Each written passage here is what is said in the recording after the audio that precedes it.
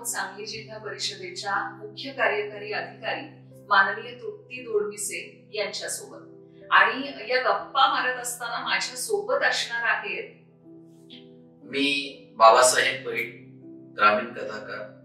आज या निमित्तानं Maharashtrian Lokmat Maharashtrian of the year या अवॉर्ड साठी आदरणीय तृप्ती दोडमिसे मॅडम यांची नुकतीच नामांकन झालेले यांचं नुकतंच।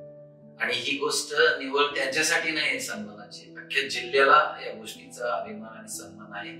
तर त्या निमित्तानं मी त्यांच्याशी गप्पा मारणार आहोत। आणि आमच्या सोबत आहेत डॉक्टर विमल माने, शिक्षण विस्तार अधिकारी, जिल्हा परिषद सांगली। सर्व योजना कशा पद्धतीने राबवाव्यात याचं मूर्तिमंत प्रत्यक्ष अनुभव हा मॅडमच्या सहवासात राहून मिळत आहे।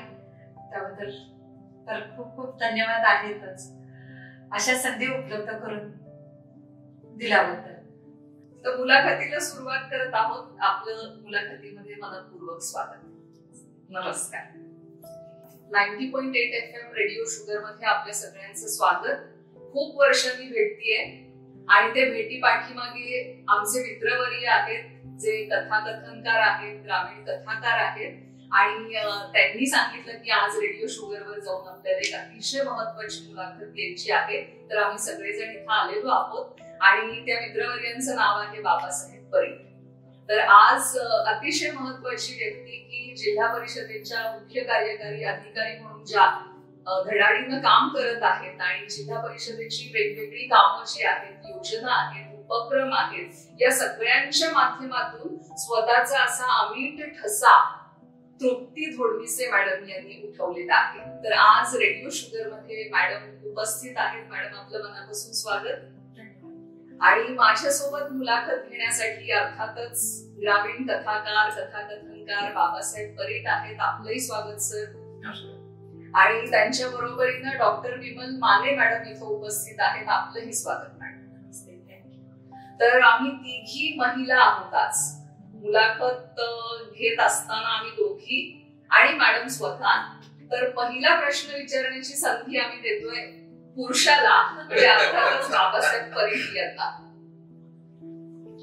आज आपण एका महत्वाच्या व्यक्तीच्या मुलाखती संदर्भात आपण एकत्र आलो आहोत। आणि आज सांगली जिल्हा परिषदेचा संपूर्ण राज्यामध्ये ज्यांनी आपल्या कामाच्या धडाडीने ठसा उमटवला त्या सीईओ मॅडम तृप्ती दोडमिसे मॅडम या ठिकाणी उपस्थित आहेत। मी त्यांचं मनपूर्वक स्वागत करतो आणि आपण मुलाखतीला सुरुवात करू। मॅडम, तुम्ही एवढ्या उच्च पदावर विराजमान झालेला आहात, तर या जो सुरुवातीपासून जो नदीचा उगम असतो तो एक बिंदू असतो आणि तिकडं पुन्हा ज्या वेळेला ती सागराला मिळते त्यावेळेला त्याचा प्रवाह खूप मोठा होत असतो। तर तुमचं एक एवढा व्यासंग, तुमचं एवढी वकूफ झालेला आहे प्रशासनामध्ये, तर त्याची सुरुवात तुमची कौटुंबिक पार्श्वभूमी काय होती आणि तुमचं बालपण कसं गेलं या संदर्भात आम्हाला माहिती द्यायला अधिक चांगलं वाटतं। नक्कीच। जसं की बऱ्याच जणांना माहित आहे, माझे आई वडील दोघे जिल्हा परिषदेला शिक्षक आहेत आणि वडील मूळचे माझे सोलापूर जिल्ह्यातले मूळ तालुक्यातले। त्यामुळे त्यांनी एक संघर्ष बघितलेला शेतकरी कुटुंबातून पुढे येऊन शिक्षक बनणे, म्हणजे त्या काळामध्ये शिक्षक बनणे ही सगळ्यात चांगली नोकरी म्हणली जाते। तर ते डीएड झाल्यानंतर त्यांना पुणे जिल्हा परिषदेला ते शिक्षक बनवले आणि आई देखील पुणे जिल्हा परिषदेला शिक्षिका होत्या त्यावेळेस। आणि त्यांच्यामुळे आम्ही पुण्याला स्थायिक झालो। जसं मूळ आमचं सोलापूर जिल्ह्यातच आहे आणि जरी माझं शिक्षण जरी माझं पुण्यामध्ये झाल्यानंतर कोणाच तरी एक नाळ गावाची कायम होती, कारण उन्हाळ्याच्या आणि दिवाळीच्या सुट्ट्या कायम माझ्या गावाकडे असायच्या। त्यामुळे ग्रामीण भागाची नाळ कायम जोडली। आणि आई वडील दोघे जिल्हा परिषदला शिक्षक असल्यामुळे खूप लहानपणापासून झेडपीच्या शाळेत वर्ग मला माहित होतं। म्हणजे आई खूप लहान असताना आम्हाला घेऊन जायची शाळेसोबत। त्यावेळेस बरेच शिक्षिका म्हणजे तुम्हाला कदाचित माहिती असेल की मुलाला सांभाळायला कोणी नसलं तर शाळेत सोबत घेऊन जायचं। तर असं मला खूप आठवत आहे त्या गोष्टी। आणि पहिलीला जाण्याआधी मी जे काही आपण मुळाक्षर म्हणतो, अंक असतील, बेसिक ज्या गोष्टी होत्या त्या मी जिल्हा परिषदेच्या शाळेतच गेलेल्या आहेत। आणि त्या वातावरणातून नंतर मी पहिलीला साधना विद्यालय हडपसर, साधना शिक्षण संकुल शिक्षण संस्थेत संकुल आहे तिथे माझं प्रवेश घेतला. हडपसर येथे आहे साधना विद्यालय पुण्यामध्ये, आणि मराठी माध्यमाच्या शाळेत जायचं आणि टाकलं. आम्ही तिघेही भावंड, मला 2 भाऊ आहेत, आणि तिघेही भावंड तिथेच पूर्ण 1ली ते 12वी मी साधनामध्ये शिकलेली आहे. आणि खूप एक मराठी माध्यमाची शाळा होती, मुलींच्या शाळेमध्ये 5वी नंतर मी शिकलेली आहे. त्यामुळे एक जसं घरातलं वातावरण आपलं असतं तशाच पद्धतीचं वातावरण तिथंही होतं, असं वेगळं काही जाणवायचं नाही. आणि खूप एन्जॉय केलेलं आहे बालपण. आई वडिलांनी आणखी एक खूप जबाबदारी घेतल्या होत्या स्वतःवरती, की जसं आम्हाला ते शिकवत होते, आमची जशी जबाबदारी होती तिघांची, तसंच माझे जे चुलते होते, माझे काका, तर त्यांची मुलं पण आमच्या बरोबर शिकायची. असं आम्ही सगळेजण 6-7 जण एकत्र राहिलो आणि आम्ही सगळे सोबत शिकलो. आणि म्हणजे चुलते शेती सांभाळायचे, वडील सगळ्या मुलांचं पालनपोषण आहे, असं ते एकत्र कुटुंबात वाढलेले, आणि त्यामुळे जबाबदारीची जाणीव होती. जरी शिक्षक असले तरी 2 कुटुंबांचा ताण असल्यामुळे एक आर्थिक ताण तणाव असायचा बऱ्याचदा, त्यामुळे ती एक जाणीव होती. आणि खूप वडिलांचं एक असं होतं की माझ्या मुलांना व्यवहार पण तितकंच जमलं पाहिजे. म्हणजे आम्ही एक अभ्यासात बऱ्यापैकी चांगले होतोच, पण त्यांना असं वाटायचं की बाहेरच्या गोष्टी यांना जमल्या पाहिजे. त्यामुळं खूप 5वी-6वी असल्यापासूनच मला असं वाटतं की आम्ही बँकाचे व्यवहार, पोस्टाचे व्यवहार, म्हणजे खूप असं दुकानातून तुम्ही गोष्टी आणल्या पाहिजे. सायकल, म्हणजे माझे भाऊ आणि माझ्यामध्ये फार अंतर नाही, आम्ही 1 वर्षाच्या अंतराने आहोत, त्याच्यामुळे आम्ही जवळपास सोबतचे असल्यासारखं, मित्र असल्यासारखेच आहोत नाही. तर त्यांना दोघांना जर काही गोष्टी समजल्या तर तुलाही जमल्या पाहिजे, असं म्हणजे त्यांनाही सायकल चांगली जमते, तुलाही जमली पाहिजे, किंवा ते जर बाईक शिकले तुलाही बाईक आली पाहिजे. म्हणजे मी त्यांच्याबरोबरच बाईक पण शिकले. सो इतकं म्हणजे अजिबात कुठल्याही प्रकारचं डिस्क्रिमिनेशन नसलेल्या वातावरणात मी माझे पालनपोषण झालेले. आईचे वेगळे संस्कार होते. आईचं असं होतं की कुठलीही गोष्ट केली तर परफेक्ट करायला पाहिजे, म्हणजे उगाच करायची म्हणून बोलणार. म्हणजे हे मी शालेय गोष्टी सोडून बोलत आहे ना, कारण अकॅडमिकली माझं चांगलंच होतं, परंतु हे त्यांनी जे वेगळे संस्कार केले त्याचा मला पुढे माझं व्यक्तिमत्व घडण्यात खूप फायदा झालेला आहे. आणि असं होतं की आईचं असं होतं की कायम सकारात्मक दृष्टिकोन, म्हणजे खूप लहानपणापासून ती गोष्ट बघितलेली आहे की आपल्या परिस्थिती कशी असेल, खूप संकट येतात, कुठल्याही प्रकारचे संकट येत राहतात आपल्यावरती, कुटुंबावरती येत राहतात. तर अशाही परिस्थितीमध्ये एकदम ठाम उभं राहायचं. आजचा दिवस जाईल निघून, आज निगेटिव्ह आहे, पण उद्या आपल्यासाठी काहीतरी चांगलं वाढून ठेवलं असेल म्हणून आपण कदाचित आपण हे सहन करतो. तर असे संस्कार खूप लहानपणी झाले. त्यामुळे पुढच्या आयुष्यामध्ये बरंच स्ट्रगल मला बघावं लागलं, परंतु ह्या दृष्टिकोनाचा मला फायदा झाला. म्हणजे अकॅडमिक तर चालत राहतं, परंतु हे जे आहे ना संस्कार असते किंवा हे जे विचारांची देण आहे ना, त्याचा फायदा मला जास्त झाला.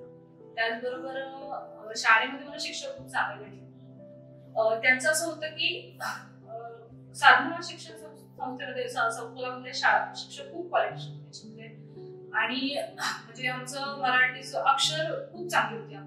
माझ्या ज्या मैत्रिणी होत्या आमच्या वर्गामध्ये एकाहून एक सुंदर मूर्त्यांसारखे अक्षर मला अजूनही आठवतात. आणि मग आमचं कॉम्पिटिशन असायचं की कुणाचं अक्षर चांगलं, त्यातून आणि गणिताचा म्हणजे स्टेपचा मार्क पण झाला नाही, हा अर्धा मार्क गेला तर तुमचा बोर्डाचा नंबर पुढे मागे होईल, म्हणजे इथपर्यंत ते आमच्यावरती कष्ट घ्यायचे. आणि त्यामुळे ते जे परफेक्शनची सवय आहे ती तिथे लागली. की म्हणजे मला अजूनही आठवते की मी 10वीत बोर्डात आले होते, परंतु माझ्या वर्ग शिक्षिका मॅथ्सच्या होत्या, तर त्यांना हे लक्षात आलं होतं की ठीक आहे तुझा नंबर इथे आलाय ना, बोर्डात आहे तुझं ठीक आहे, परंतु तुझा नंबर गेलाय ना, तू कुठलं तरी गणितात काहीतरी गडबड केलेली असते. त्यांनी ओळखलं होतं आणि तुला म्हटलं काही मागते. त्यावेळेस ते गट वगैरे असायचं, गटातलं काठीच्या पातळी टॉप 5 मध्ये आले असते, असं त्यांनी म्हणजे इतकं ते ओळखून होते. आणि त्यामुळे ती परफेक्शनची सवय कायम झाली होती. त्यानंतर 11वी-12वीला पण मी तिथेच साधना संकुलातच होते. आणि नॉर्मली आपलं कसं असतं की मध्यमवर्गीय कुटुंबात राहतो चांगलं, आम्ही सायन्सला, आणि लहानपणीचे आपण म्हणतो ना की मुलांनी काय बनायला पाहिजे, मग प्रत्येक काही वडिलांना वाटत असतं मुलांनी डॉक्टर बनावं, इंजिनियर बनावं. मग असेच आम्हालाही तशा पद्धतीचे स्वप्न की तुम्ही चांगलं शिका, चांगलं शिकलं तर तुम्ही डॉक्टर इंजिनियर व्हाल, तर मग तुम्हाला चांगली नोकरी मिळेल, मग तुमची म्हणजे पुढचं आयुष्य चांगलं जाईल. हे साधारण ही आपली यशाची व्याख्या असते मध्यमवर्गीय कुटुंबात. तर तशा पद्धतीचे तेही संस्कार. मग 10वी झाल्यानंतर ठीक आहे सायन्सला ऍडमिशन घेतली, आपल्याच शाळेचं ज्युनियर कॉलेज होतं त्यामुळे तिथेच घेतलं. आणि 12वीच्या त्यावेळेस सीईटी होता, तर आणि मी दोन्ही ग्रुप्स ठेवले होते, मॅथ्स सायन्स, आणि त्यामध्ये मग मी म्हटलं बघू जे मिळेल ते मिळेल. केलं आणि एमसीईटीच्या वेळेस मी थोडी आजारी पडले आणि त्यामुळे मला थोडे इंटरेस्ट मध्ये करून मार्क्स एमबीबीएस ची सीट माझी काही 2-4 मार्कांनी गेली. वडिलांचं असं म्हणणं होते की वडिलांना पण वाटायचं मी डॉक्टर होणार. ते म्हटले की ताई तू आणखी 1 वर्ष एक्सटेन्शन घे, आणखी 1 वर्षाने पुन्हा रिपीट कर. मी म्हटलं पप्पा नको, 1 वर्ष माझं वायाच आहे. आणि मला माहित होतं ना खूप भावंड आहेत मागे, असं आपण रिपीट करत बसलो तर. त्यामुळे म्हटलं नाही. मग मला इकडे चांगले होते मॅथ्स पीसीएम ग्रुपला, त्यामुळे मी सीओईपी कॉलेजला मिळते ऍडमिशन स्कूलला. मला जे मिळते मी सीओईपीला घेऊन टाकेन, कारण ते चांगल्या कॉलेजमध्ये जर ऍडमिशन मिळत असेल तर 300 घालायचं. सो आपण तिकडे जाऊ. आणि म्हणजे हे कशातून झालं की माझ्याशी काही फार असं हे नव्हतं की मला डॉक्टरच बनायचं, मला काहीतरी चांगलं बनायचं. माझं हे पहिल्यापासून असं होतं की आपण जे बनवू ते चांगलं बनवू, त्या फील्डमध्ये आपण चांगलं बनवू. सो सीओईपीला प्रोडक्शन इंजिनिअरिंगला मी ऍडमिशन घेतली आणि तिथे 4 वर्ष प्रोडक्शन इंजिनिअरिंग केलं. जे नॉर्मल इंजिनिअरिंगचे दिवस असतात सगळ्यांचे, तशाच पद्धतीचे दिवस इंजिनिअरिंगचे, म्हणजे इंजिनिअरिंग सब्जेक्ट्स, परत ते एक्स्ट्रा करिक्युलर ऍक्टिव्हिटीज वगैरे ह्या सगळ्या बऱ्याच चालायच्या. खूप चांगला फ्रेंड्सचा ग्रुप पण होता त्या काळामध्ये. असं एक नॉर्मल इंजिनिअरिंगचं होतं आणि बऱ्यापैकी चांगल्या ग्रेड्स मधनं मी इंजिनियर सुद्धा झाले. अशा पद्धतीचं माझं साधारण शाळेचं आणि कॉलेजचं वातावरण होतं. सीओईपी सारख्या मोठ्या नामांकित कॉलेजमध्ये प्रवेश मिळवणं, तिथं प्रोडक्शन इंजिनिअरिंग मध्ये अभ्यास करणं आणि तो अभ्यासक्रम पूर्ण झाल्यानंतर मग काही अपॉर्च्युनिटीज मिळाल्या होत्या का? नेमकी नोकरी केली की आणखी काही वेगळं करायचं ठरवलं? आता बऱ्याचदा हा प्रश्न आता मी प्रशासनात असल्यामुळे विचारला जातो की तुमचं लहानपणी किंवा कॉलेजमध्येच काही ठरलं होतं का? तर माझं तसं काही ठरलं नव्हतं की आपल्याला इकडे यायचं, कारण मी स्वतःला तितकं ओळखलंच नव्हतं. म्हणजे मी प्रामाणिकपणे नव्हतं करू इच्छिते की मला असं वाटायचं की आपली जर कॅपेबिलिटी नसेल प्रशासन सांभाळायची तर आपण ते जाऊ नये, हे मला कॉलेजच्या वयात वाटायचं. आणि एक आकर्षण सगळ्यांनाच अधिकाऱ्यांचं खूप असतं कॉलेजमध्ये, बऱ्यापैकी त्या एक्सपोजर पण मिळतं की स्पर्धा असतात, स्पर्धा परीक्षा असतात. परंतु मला असं वाटायचं की बघू, आधी मी इंजिनिअरिंग करते, तो इंजिनिअरिंग करून मी जे शिकलेले आहे ते मला व्यवस्थित अप्लाय करता येते ते मी बघू, मला कधी वाटेल पुढे भविष्यात तर मी बघेन. त्यामुळं आता जे हातात आहे त्या गोष्टी मी केल्या. आणि ऑपॉर्च्युनिटीच्या बाबतीत म्हणायचं झालं तर माझं लगेच प्लेसमेंटही झालं. लार्सन & टुब्रो जी प्रतिष्ठित कंपनी आहे तर तिथे मला प्लेसमेंट मिळाली आणि तिथे जॉईन केलं. तिथे 4 वर्ष काम केलं.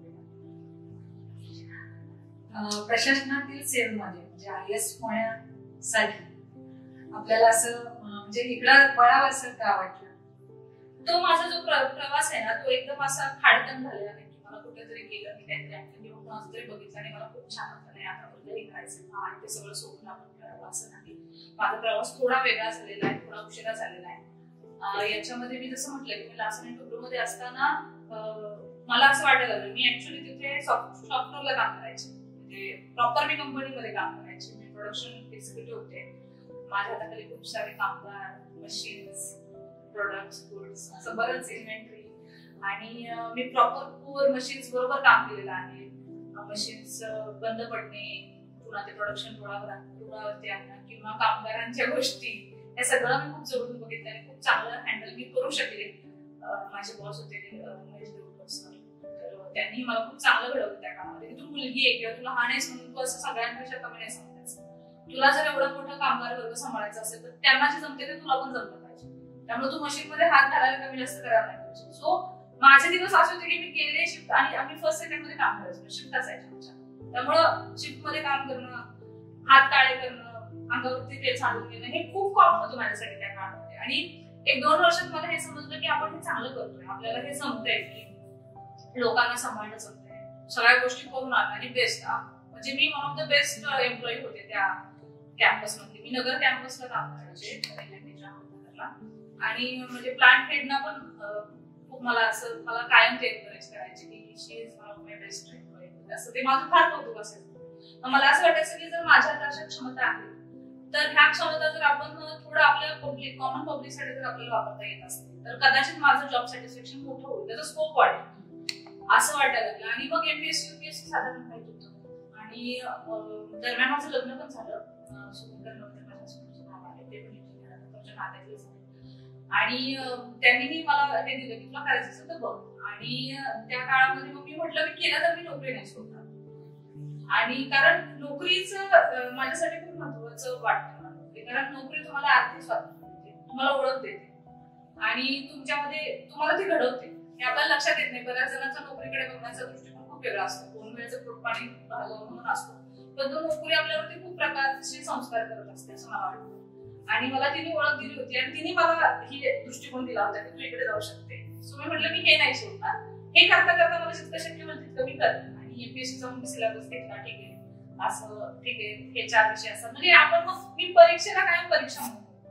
सो जो माझा ट्रिगर पॉईंट होता प्रशासनाकडे वळायचा तो हा होता की आपल्या कॅपॅबिलिटीज जास्त आहेत, आपली क्षमता जास्त आहे, आपण त्या साईडने त्या दिशेने जाऊयात, हा माझा ट्रिगर पॉईंट होता. पण असं एक निडल पॉइंट असतो की आपण त्या निडल पॉइंट कडे आपण जातो. तो निडल पॉइंट असं काहीतरी आयुष्यामध्ये येतोच कोणीतरी, मग तो छंदाकडे येईल किंवा एखाद्या आपल्या आवडीनिवडीकडे येईल.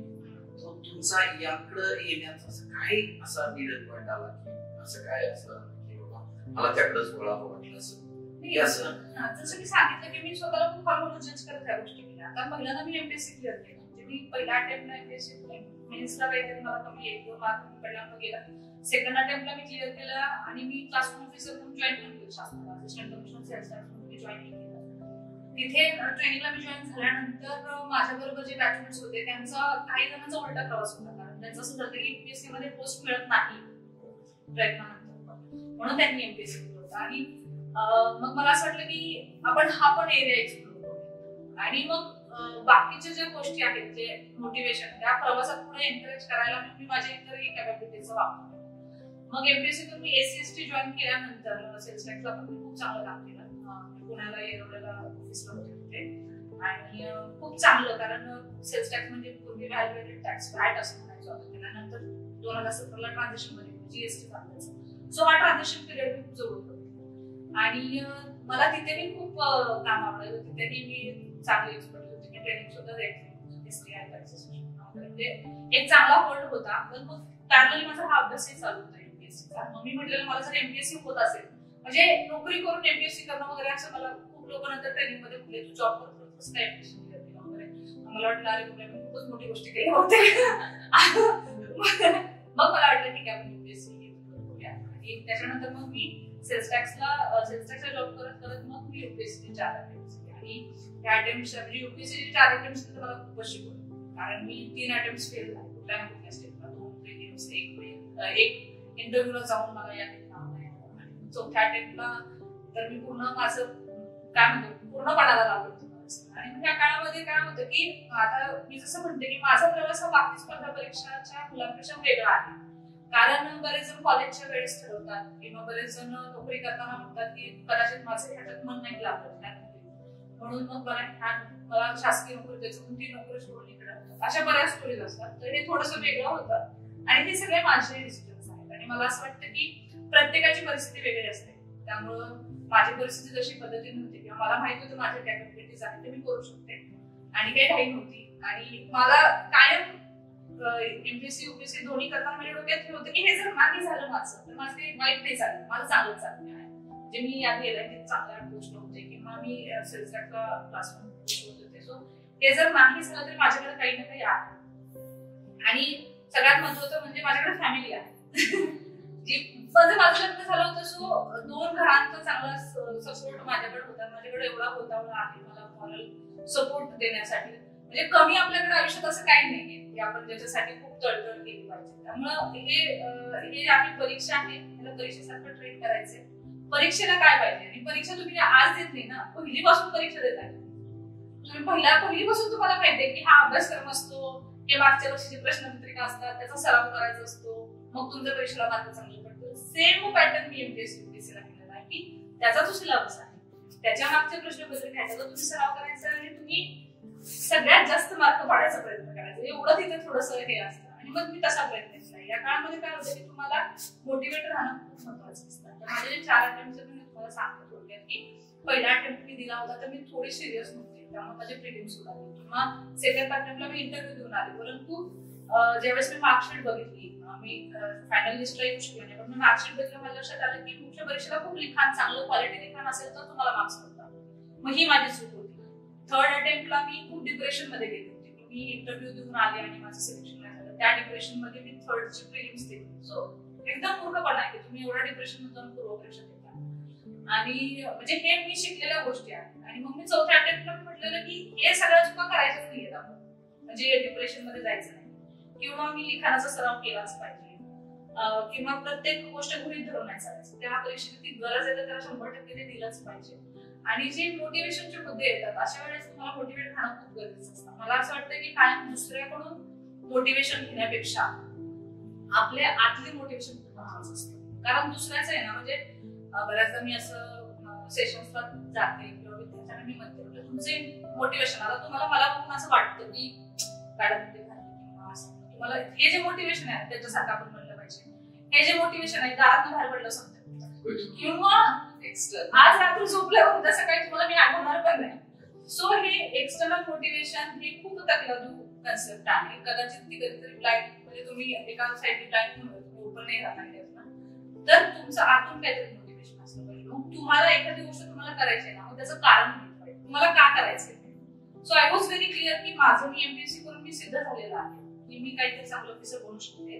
मी सेल्स टॅक्सला जॉब करताना माझ्या लक्षात हे आलं होतं की मी चांगलं डिलिव्हरी करते. सो मी माझा तो स्कोप मला वाढवायचा आहे कामाचा, हे इतकं माझं क्लिअर होतं. आणि त्यामध्ये का करायचं म्हणून एकदम छोट्या छोट्या इन्स्पिरेशनल गोष्टी होत्या माझ्या की मी स्वतःला मोटिवेट करण्यासाठी काय करायला पाहिजे. मग हे आता नाही झालं तर मग परत कधीच होणार नाही. परत तुला म्हणजे तुला माहिती तुझी कॅपॅसिटी असताना पण तू जर झाली नाहीस तर मग हे तुझ्यासाठी परत आयुष्यभर तू पस्तावशील. हे मी अभ्यासाला कंटाळा आला वगैरे असं काही झालं तर मी स्वतःला समजवायचे ना गोष्टी. किंवा फार म्हणजे मग अशा आपण बोलताना बोललो किंवा डान्सचा जो पॉईंट होता, मला डान्स करायला मी म्हणजे तशी ट्रेन डान्सर नाही परंतु मला आवड आहे. मग मला असं वाटायचं मी लबासनाचे व्हिडिओज खूप जरा बघतात.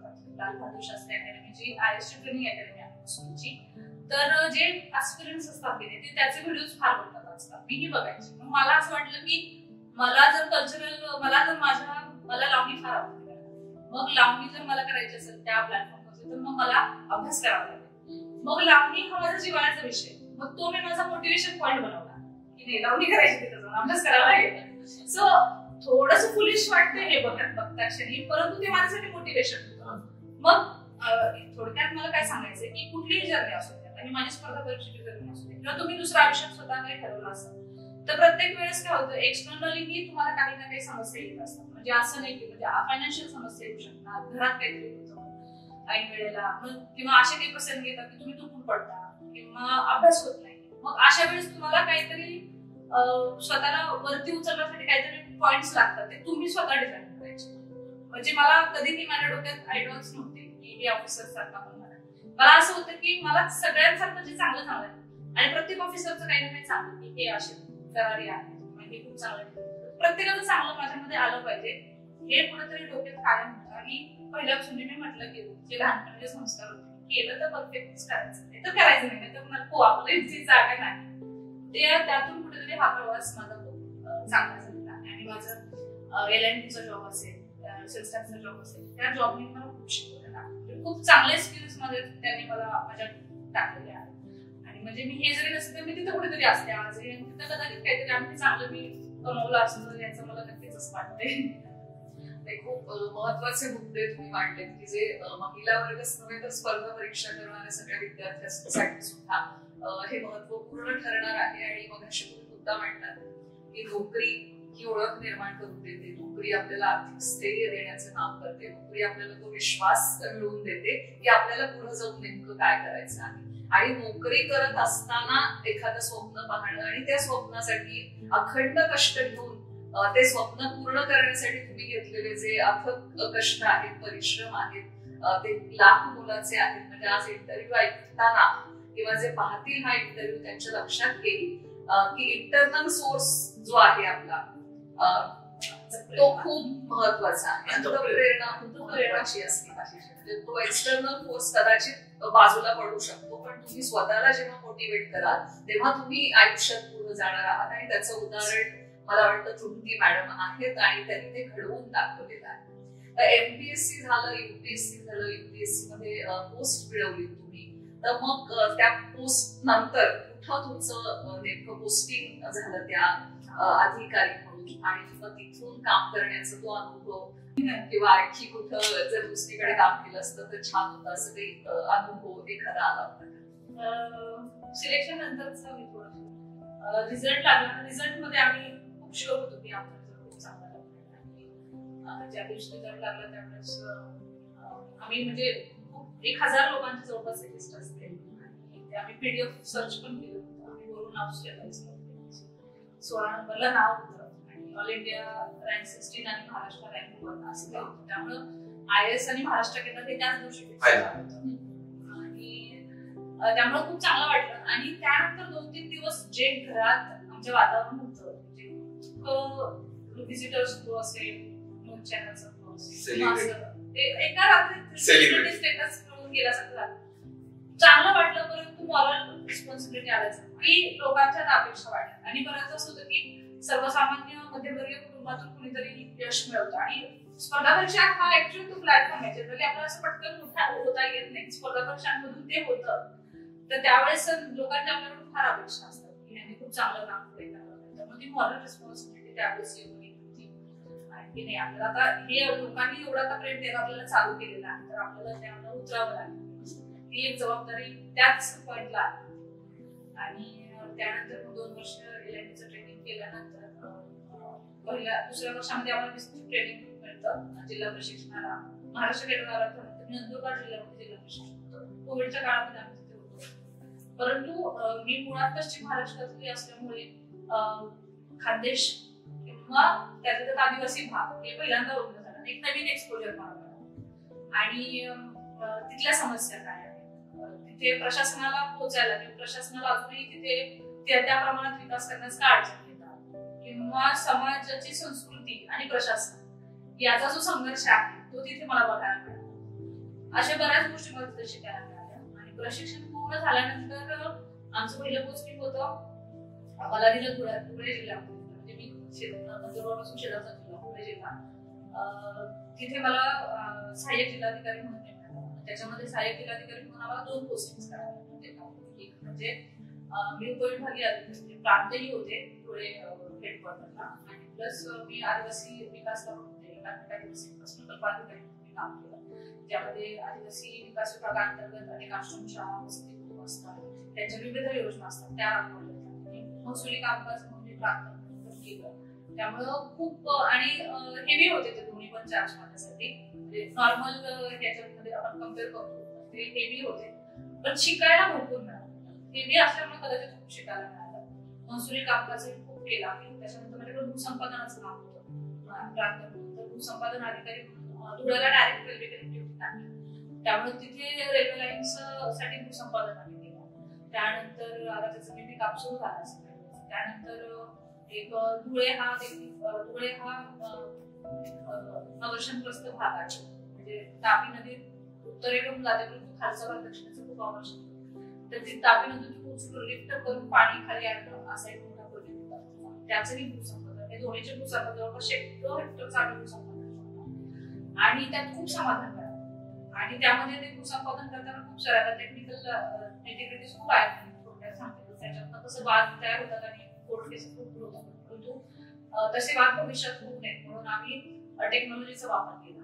नकाशांमध्ये जिओ कॉर्डिनेट्सचा वापर करतो. सामान्य शेतकऱ्याला कळायला पाहिजे की माझी नेमकी कुठे जमीन जाणार. तर अशा पद्धतीने कॉर्डिनेट्सचा वापर करून जास्तीत जास्त माहिती स्वयंप्रकट करून लोकांना त्याच्याबद्दल माहिती देणे असे बऱ्याच गोष्टी. आणि महसुली कामकाज म्हणून कायदा आणि सुव्यवस्थेचे प्रश्न खूप हाताळतात. म्हणजे बरेचसे आपल्या समाजामध्ये कधी कधी अशांततेचे प्रकार घडतात. 2 समुदायातले वाद असतील आणखी असे बरेच विषय मी पोलिसांसोबत आम्ही समन्वय ठेवून केल्या. त्याच्यानंतर आम्ही केस स्टडीजही केल्या. त्याच्यानंतर मी यशवंत ट्रेनिंगही दिली त्याच्याबद्दल असे बरेच अनुभव येत होते. आदिवासी विकास विभागांतर्गत काम करतानाही खूप चांगले अनुभव आले. म्हणजे त्यांचे प्रश्न फार वेगळे आहेत. त्याच्यामध्ये आम्ही काही प्रोडक्टिव्ह गोष्टी खूप चांगल्या करू शकतो. याच्यामध्ये माझ्याकडे जवळपास खाजगी अनुदानित आणि शासकीय आश्रमशाळा वगैरे असं म्हणून जवळपास 40,000 विद्यार्थी शिक्षण देत होते. तर 1ली ते 10वीच्या मुलांना आम्ही शाळेतच जातीचे दाखले आणि आदिवासी प्रमाणपत्र. कारण आदिवासी पालकांसाठी जात प्रमाणपत्र काढणं म्हणजे खूप मोठी गोष्ट असते. कारण ते राहतात रिमोट डोंगराळ भागामध्ये. मग दाखला काढायचा असेल तर त्यांना खाली उतरून यावं लागते. ते तहसील ऑफिस किंवा प्रांत ऑफिसला कुठे जायचं काय दलाली असते 500,000 दिवसाची मजुरी वगैरे असे बरेच प्रश्न आहेत. पण आम्ही शाळेतल्या बोनाफाईडच्या म्हणजे शाळेत फक्त सर्टिफाय करून द्यावं की हा असं माझ्याच आहे. या एका कागदावरती आम्ही त्यांना 2-2 दाखवले मोफत अशी योजना तयार करून आम्ही 40,000 दाखवतो. आज तर पहिली तर 10वीची जेवढी मुलं शिकत असतात त्यांना कधीही त्या ऑफिसेसची पायरी चढावी लागणार नाही. आणि मी अशी उदाहरण बघितली होती की ते दाखले काढावे लागतात म्हणून मुलं शाळेला किंवा कॉलेजला जात नाही असे एक किस्सा आहे. म्हणजे एक वेगळाच तो स्कोप होता. त्यानंतर तिथल्या मुलांमध्ये ऍक्च्युली क्रीडा आणि संस्कृती त्यांचं एक असेट आहे त्या विद्यापीठाचं. तर त्याच्यामध्ये मुलांनी क्रीडा स्पर्धांमध्ये जास्तीत जास्त हे मिळावं म्हणून आम्ही तिथं त्यांची शिबिर त्यांचं ट्रेनिंग वगैरे सुरू केलं. आता धुळे प्रकल्पातले मुलं जवळपास चांगलं चॅम्पियनशिप मिळवतात. तिथं चांगलं त्यांचं ते 3 वर्षामध्ये खूप चांगले डेव्हलपमेंट झाली. आणि अशा बरेचसे नवीन नवीन प्रकल्प देखील आम्ही तिथे राबवले असं. आणि मुळात मला तिथे ह्या गोष्टी करण्यापेक्षा मला काय मिळालं तर ते खूप ते जास्त सांगायला आवडेल की मला लर्निंग खूप भेटली. कारण मी नुसती पश्चिम महाराष्ट्रात आहे, मला इथले प्रॉब्लेम्स सगळे माहिती आहेत, पण मला तिथले प्रॉब्लेम्स काढले नसते. तिथल्या लोकांची मानसिकता काढली नसते. भाषा म्हणजे अहिराणी भाषा आहे तिथे, तर त्या अहिराणीचा ती अहिराणी मला समजायला मिळते, नवीन काहीतरी शिकायला मिळालं. आणि लोक खूप फ्रेंडली खूप जीव आणि त्यांना फक्त अधिकारी म्हणजे त्यांना असं 100 फुटावर नाही, परंतु आम्ही त्यांच्या सांस्कृतिक काही कार्यक्रम असेल शाळेमध्ये मुलं त्यांचं कायम ते नाचूनच सगळ्या गोष्टी चालू तो आम्ही त्यांच्यामध्ये सहभागी होतो. त्याच्यातून त्यांनी मला खूप प्रेम केलं. अजूनही माझ्या वाढदिवसाला येतात गाड्या मग आता यावर्षी आल्यावरती मी तो चला सावली पेरण्याची मी 2 असं रोपं देखील त्यांना दिली. त्यांची जाऊन तिथे माझं त्या शाळेमध्ये हो अच्छा म्हणजे मला असं वाटतं 15 तास माझ्यासाठी प्रवास करून काय येतात असं. आणि संघर्ष तर त्यामध्ये मला असं की सगळे आदिवासीसाठी तुम्ही काम केलं लागले, पण असं काही संघर्षाचा पण काळ असेल ना, कारण तिथं आदिवासी मध्ये शिक्षणाचा अभाव असतो आणि लोक समजून म्हणजे तसे त्या अर्थाने समजूतदार असतात, पण तरी सुद्धा या अभावाचा असं काही प्रसंग तुम्ही तिथे आले असेही प्रसंग आले, असे 2-4 प्रसंग आहेत. पण म्हणजे मला फार म्हणजे असे बरेच प्रसंग आले. त्यांचे आंदोलन खूप तीव्रतेने होतात. 500,000 लोकांच्या रॅलीचा स्टार्ट होता. परंतु माझा अनुभव इतका चांगला होता. आधी थोडं काम चांगलं होतं आणि माझ्या शब्दावर ऐकायचे की ठीक आहे आम्ही बघू. किंवा बऱ्याच जागी मुलं आदिवासी भागातील मुलं काय होतं आश्रमशाळेत वाटतं पहिलीपासून एकदम लहान होते तिथंच राहतो आणि तिथेच वाटतं. आणि मग कधी कधी आता इतकी मुलं शिकतात, कधी कधी एखाद्या दुर्घटना घडतात आदिवासी मुलाचा होऊ शकतो, कधी सुसाईड असे बघा. अशा वेळी खूप संघर्षाचं वातावरण तयार होतं. शासकीय ताब्यात असताना मुलाचं तर अशा वेळी देखील मी येईपर्यंत लोकांनी बळी घातला असे प्रसंग मी समजावून सांगितलं. एका प्रसंगात तर मी ते बॉडी पीएमला जाऊ देत होते आणि मी त्यांना सांगितलं संघटनांना, काही संघटनांना तुम्ही आधीच सांगितलं तुम्ही ह्याचा मोठा विषय करू नका, काय हा आपण व्यवस्थित हाताळतो, जबाबदार जे आहेत ते निश्चित करून आपण त्याच्यावर नक्की कारवाई करू. आणि काही संघटनांनी मात्र तिथे हात लावलेला बॉडी उचलून दिली पोलिसांना. तिथे मी पोहोचले. पोलिसांना जेव्हा प्रश्न हाताळता आला नाही त्यावेळेस त्यांनी मला सांगितलं मॅडम तुम्ही या कदाचित तुमचं आहे. मी तिथं गेले, त्यांना सांगितलं, त्यांच्याशी बोलले. त्यांची आई नंतर आत गेले, तिथं बॉडी होती तर त्याची आई माझ्याकडे बघून माझ्या गळ्यात पडलेला आहे आणि मी जे तिला जवळ धरून हे केलं ना तेवढा तो संघर्ष संपला. पुढच्या 5 मिनिटांनी बॉडी पीएमला गेली, लगेच संध्याकाळी त्याच्या अभ्यास बसला. सो असे खूप प्रसंग आहेत की अशा खूप गोष्टी आहेत आणखी पण आता एक धर्मराखच आहे. पण ज्यावेळेस लोकांशी तुम्ही कनेक्ट असणं खूप गरजेचं आहे.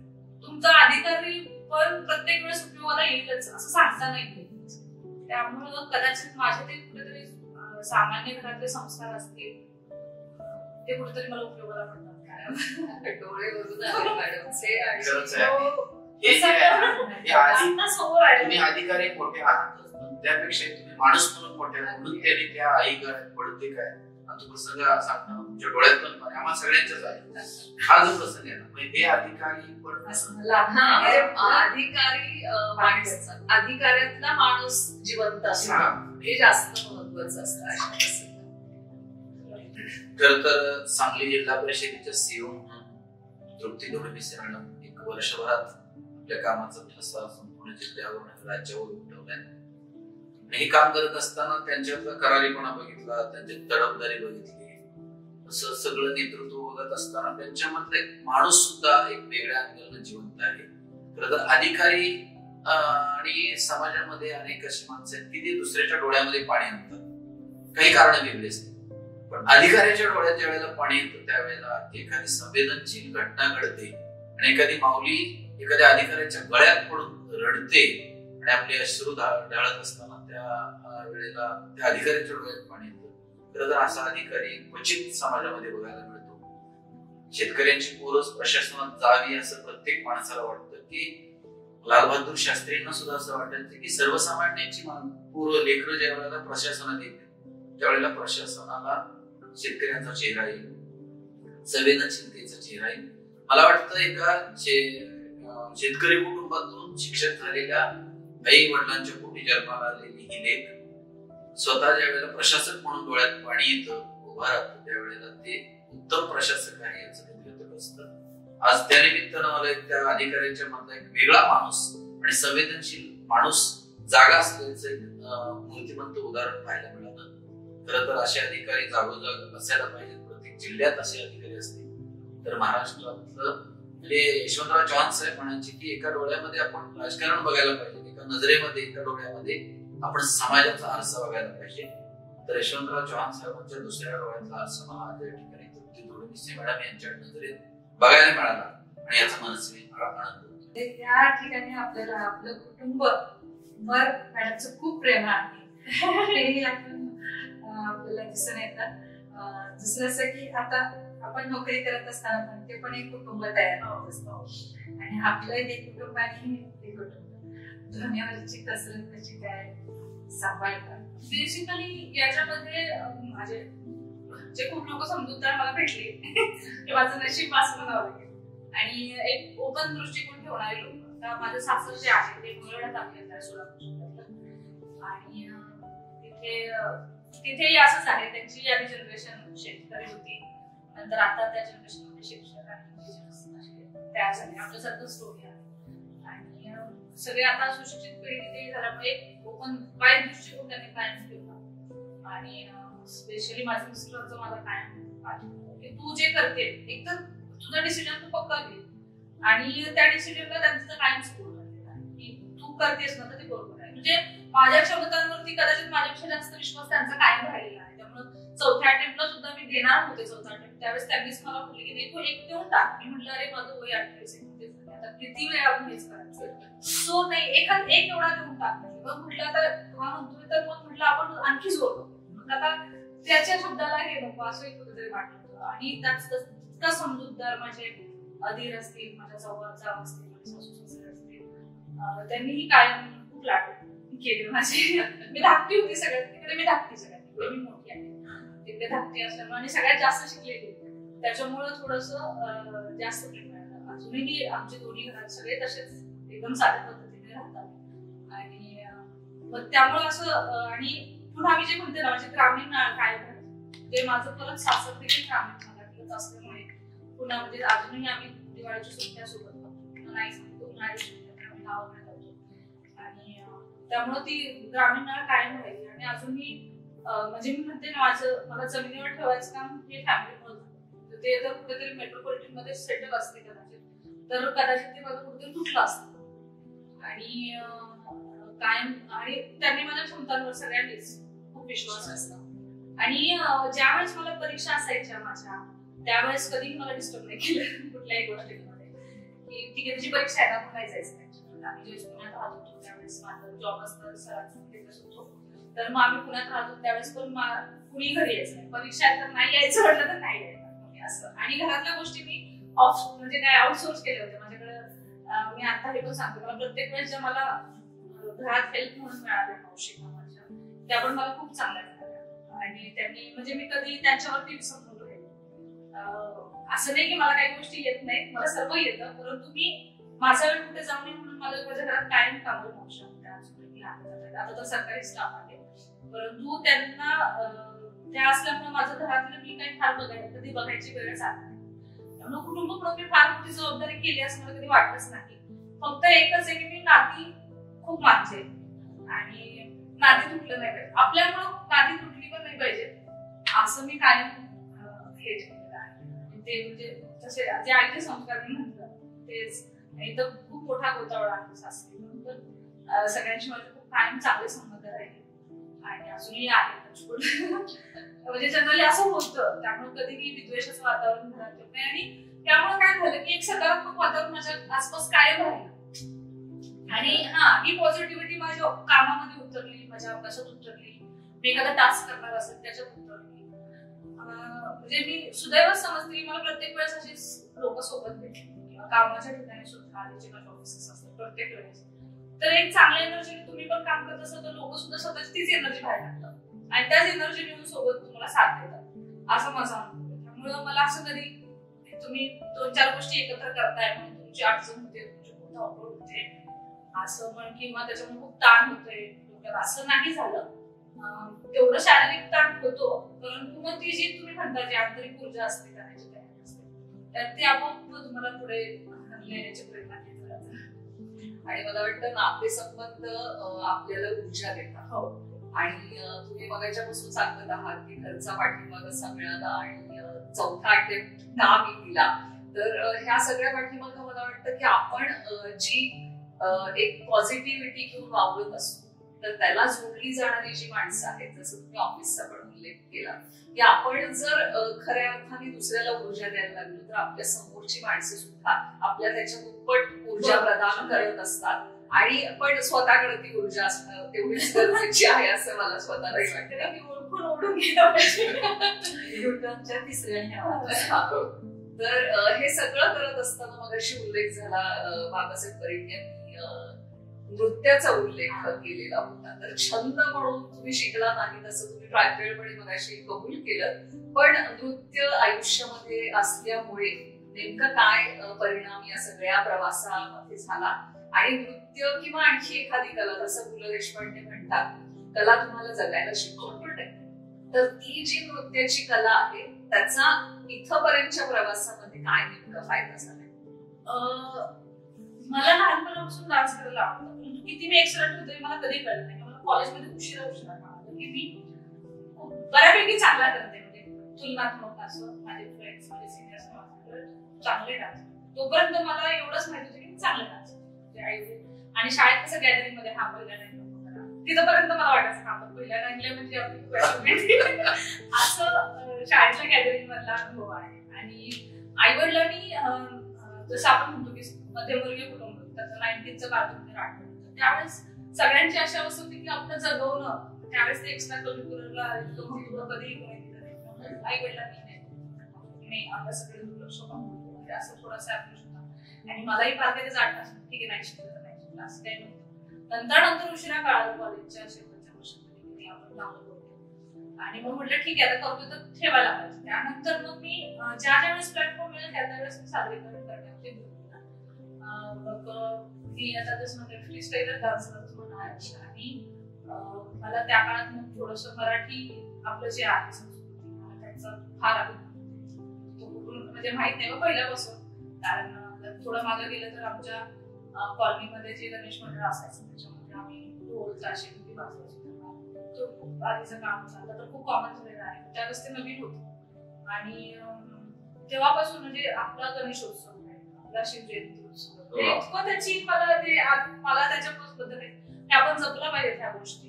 आणि तुम्ही जर कसं म्हटलं की कला माणसाला जगायला शिकतो, संस्कृती तुम्हाला दिशा देते की तुम्ही आणि तुमची ओळख सांगते. बऱ्याचदा माणसाला खूप आपण कमवतो, खूप अचिव्हमेंट करतो, शेवटी जाऊन माणूस असं म्हणतो की मी कोण, ह्यासाठी माणसं शोध घेत राहतात मग कुठल्या तरी आध्यात्मिक गुरूकडे जाणार की मी कोण आहे, मी का.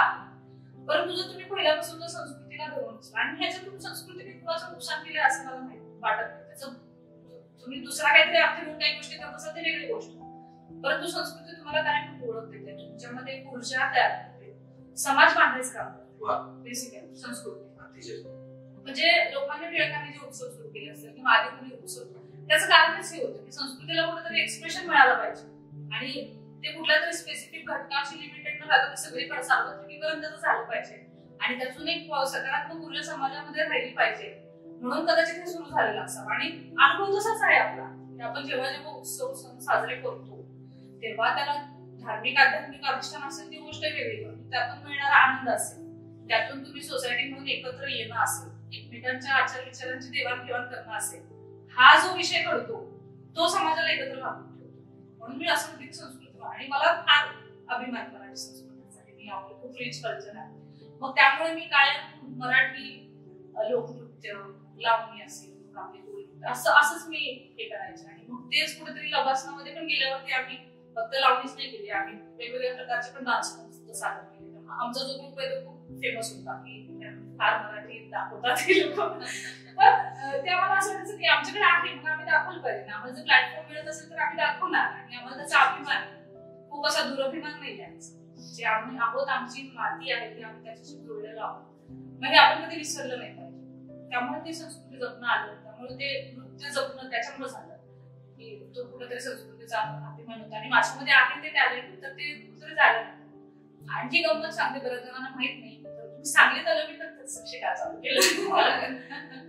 कारण सांगली मूळ आपली की नाट्य पंढरी आहे, कलेची पंढरी आहे, ते तो स्कोप होता आणि 4 वर्ष झाल्या.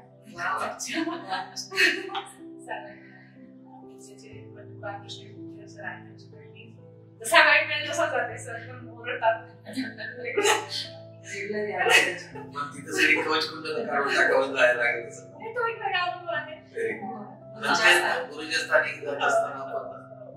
तुम्ही इतके अचीव करणं किंवा ते तुम्ही एवढी अटॅचमेंट ठेवणं आणि म्हणजे एवढ्या उच्च पदावर गेल्यानंतर सुद्धा आपण कथित पण करावं असं नाही तर मग माझा जो माणूस पण मरेल अधिकारी आणि दुसरं एक मला जर माणूस राहायचं असेल तर माझ्यातले जे टेनेट्स आहेत मला जिवंत ठेवायला लागतील.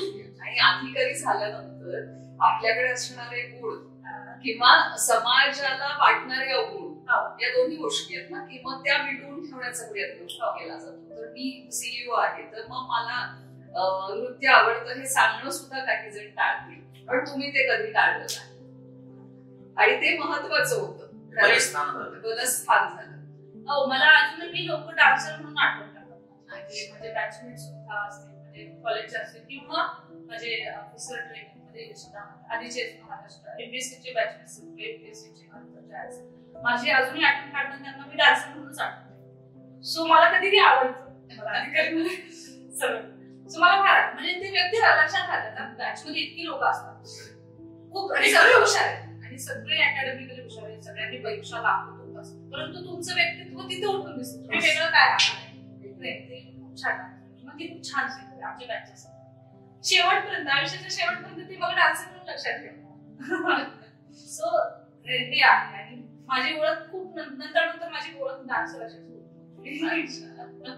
तर तो एक वेगळा पैलू ठरला अधिकारी म्हणून सुद्धा. आणि प्रशासनात काम करत असताना वेगवेगळ्या जबाबदाऱ्या असतात किंवा वेगवेगळ्या योजना शासनाच्या असतात.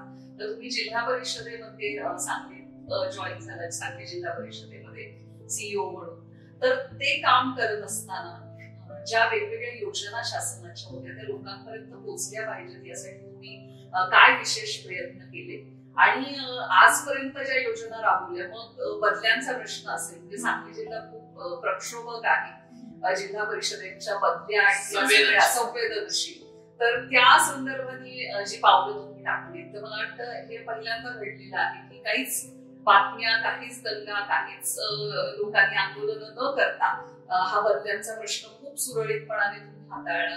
त्याच्या बरोबरीनं तुम्ही सयाजी शिंदेचा एक उपक्रम राबवलेला आहे. जर ह्या सगळ्या गोष्टी नेमक्या काय भूमिका ठेवून तुम्ही राबवत असता किंवा स्वतःची अधिकारी म्हणून जी क्षमता आहे ती कशा पद्धतीनं आपण वापरली पाहिजे असं या उपक्रमांना साथ देताना तुम्हाला वाटत असतं? बेसिकली हे डोक्यात आहे की प्रशासकीय अधिकारी म्हणून ज्यावेळेस आम्हाला कसं शासन आम्हाला कुठे ना कुठे पोस्ट त्या पोस्टचा एक जॉब चार्ट आहे, ते आम्हाला एवढ्या गोष्टी करणार. मग आता जिल्हा परिषद म्हणून माझ्याकडे 15-16 विभाग आहेत. 15-16 विभागांकडे केंद्राच्या, राज्याच्या किंवा आमच्या स्वतःच्या जिल्ह्याच्या पण योजना आहेत. त्या योजनांची अंमलबजावणी 100% झाली पाहिजे. पहिलं तर मी जसं जॉईन केलं किंवा आधीच्या पोस्टिंग मध्ये माझं तेच होतं की आपल्याला जो शासनाने नेमून दिलेला आहे ज्याच्यासाठी पगार मिळणार आहे ते आपण व्यवस्थित काम केलं पाहिजे. त्यामुळं सगळ्या विभागांचा वारंवार आढावा घेतला. तालुक्यांच्या आढावा तालुक्यांना जवळपास 4 राऊंड पूर्ण माझी जिल्ह्याची टीम घेऊन तालुक्यांना प्रत्येक एखादा तालुका पुढे असतो, एखादा तालुका मागे असतो. तर म्हणजे मायक्रोली ज्यावेळेस तुम्ही आढावे घ्यायला चालू करता त्यावेळेस तुम्हाला त्यातले प्रॉब्लेम्स पण कळतात की हे का नाही होते, आणि बेसिकली का नाही होते हा माझा पहिला प्रश्न असतो. का होत नाही हा नाही होते हा माझा प्रश्न असतो. ठीक आहे, मला सांगा अडचण काय. मग तिथे लगेच आमचे एचओडी असतील किंवा संबंधित तज्ञ व्यक्ती असतील तर लगेच सोल्युशन द्यायचा आम्ही प्रयत्न करतो. त्याच्यामुळे काय झालं की योजनांची अंमलबजावणी फास्ट व्हायला लागली. कारण बऱ्याचदा काय होतं की खाली यंत्रणा कामच करते, त्यांना कामच करायचं आहे आणि सर्वांना सगळ्यांचं काम स्वतःच व्यवस्थित माहिती असतं. परंतु ज्यावेळेस त्याला गती मिळत नसते किंवा आपल्याला पाहिजे त्या पद्धतीने ते होत नसतं, स्टेटचं रँकिंग असतं प्रत्येक गोष्टीचं, आपण मागे खाली तर काहीतरी अडचणी आपल्याकडे असतात. तर ते सोडवणं महत्वाचं आणि प्रशासक म्हणून किंवा तेच असतं अडचणी सोडवणं. मग आम्ही असं बऱ्याच योजनांमध्ये आम्ही बॉटलनेक्स सुरू केले. त्याच्यामुळे आता सांगली जिल्हा एक one of the top performer state बऱ्याच योजनांमध्ये आम्ही पुढे जाऊ. आणि बऱ्याच शिक्षण आरोग्य विजिबल आहे, खाली दिसतं, परंतु बाकीच्या बांधकाम असेल किंवा जलसंधारण असेल, प्रामाणिक असेल, त्या गोष्टी दिसत नाही. त्याच्यामध्ये आम्ही खूप पुढे राहतो किंवा निधी खर्च करतो. म्हणजे शासन निधी देतं आणि पडून राहतो, आपली यंत्रणा खर्च करत नाही. मग का तर त्यांना कोणी विचारतच नाही की का नाही खर्च केला. म्हणजे आमचे विभाग असेल किंवा पंचायत समिती असेल, ग्रामपंचायत, ते विचारायला चालू केलं का थांबले, पैसे मी पडून राहतात खर्च आहे. अशा पद्धतीने जवळपास ग्रामपंचायतीत खर्च आणि पंचायत खर्च मिळून आम्ही मागच्या 16 वर्षात जवळपास 200 कोटी खर्च केला. जो पैसा आमच्याकडेच होता म्हणजे तो पैसा ग्रामपंचायतीच्या अकाउंटला असेल, पंचायत समितीच्या जिल्हा परिषद तिथे होता. हा वेगळा म्हणजे नियमित योजनांच्या पेक्षा वेगळा पैसा इथे पडून होता. मग गावात छोट्या छोट्या गोष्टी घडतात, कुठे गटारींचं काम होतं, कुठे आणखी काहीतरी सुशोभीकरण होतं. अशा काही छोट्या जिथे गावाला छोट्या छोट्या कामासाठी उगाच ज्यावेळेस आपण विचारायला चालू केलं त्यावेळेस या गोष्टी घडल्या. म्हणजे प्रशासकीय अधिकारी म्हणून माझा कायम हाच मुद्दा राहिलेला की तुम्हाला आहे त्या गोष्टी व्यवस्थित करा.